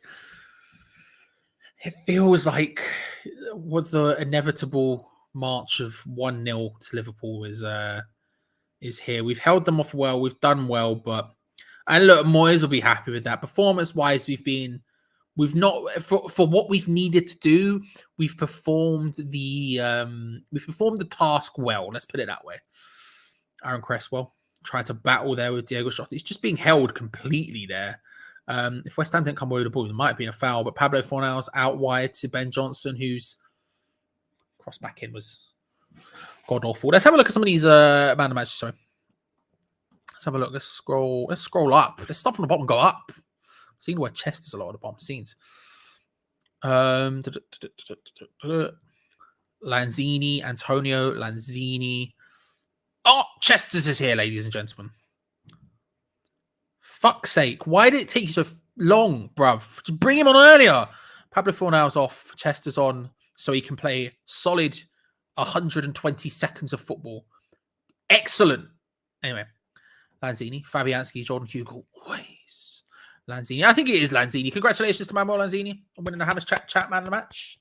Respect it, respect it, respect it. Chuck come through with Antonio. I think Antonio was close second as well, to be fair. Liverpool hit it. Do you know what? There's no point. It's not happening, mate. Yeah, Antonio close second on that one. I thought he's had a good game, so to be fair. I think we've been all right. How do you feel about the game as we end up here? How do you feel about the game? Roma to roll the Gammon contingent. Well, Lanzini man of the match is Ionix. Disappointed with the goal we conceded off and our finishing, but overall better performance than recently. I would agree with that. I would agree with that.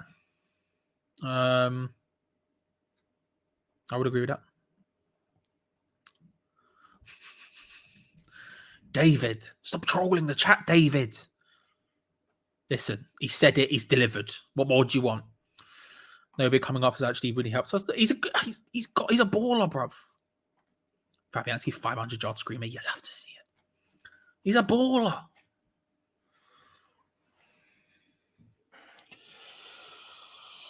Mane picks up a yellow card. What an exciting time to be alive. 1 minute left. And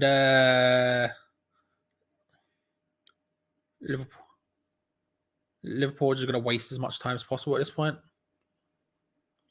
Big last-ditch effort. Cresswell to take it. I will stop looking at chat for the end of this because there may be something happening here. Cresswell with a free kick on the halfway line. It's practically treating this as a corner as all of the big men are in there. He's lofted it in. It's headed away.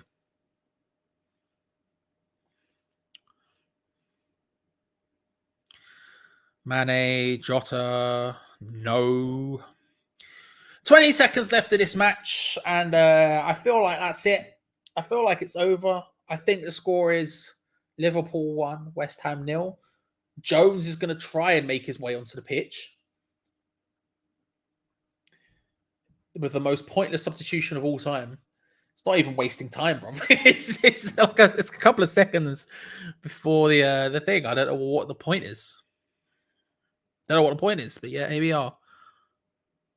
Diaz is going to come off. Look, it's over. The game is over. Regardless, the full-time whistle hasn't happened, but the game is over.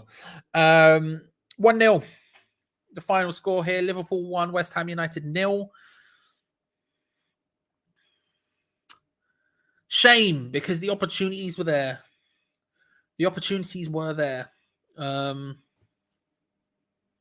Frustrating to watch to some extent because we could have done it. But did Dan Chester get a touch, by the way? I don't think he did. He's defending now. No, that's Lanzini. It's not even him. Yeah, I don't think he got touched the ball, did he? It's almost like we should have brought him on, 10 minutes earlier when we started. Yeah, disappointing game. We had the opportunities to get something in this game, but we ended up not doing that. We ended up wasting our time, wasting our opportunities, the few that we did get. And when you're up against a team like Liverpool away, we don't get enough opportunities to waste them. Just a fact of life. We just don't. Look, holding them to 1 is impressive. I think the performance in general was all right. The performance in general was all right. It wasn't the worst performance you're ever going to see in your life from West Ham. A better performance than recently, at least. Hard-working performance. But ultimately, the answer is the same. It doesn't matter how hard they've worked today. They've come away with 0 points. But a building block, hopefully. We go away to Sevilla on Thursday night. And hopefully, we can build off this performance to take Europe by storm once more, back in Europe once again. And we will, of course, be here for that very game. We will, of course, be here as we are for every single live game. Thank you very much to everyone who's joined us today. Genuinely super appreciate it. Like I say, it's our watch along. It's mine and yours because I do this by myself. So without you, it wouldn't be anything. A massive shout out as well to James Gunn for the 179 and the Dylan Mitchell Gash for the Canadian dollars. Love that. Love that. Yeah. Thank you everyone for watching. Remember to stick around because you'll be heading off now to the review with Geo and Gonzo, which will be taking place in just a few moments' time. So make sure to stick around for that.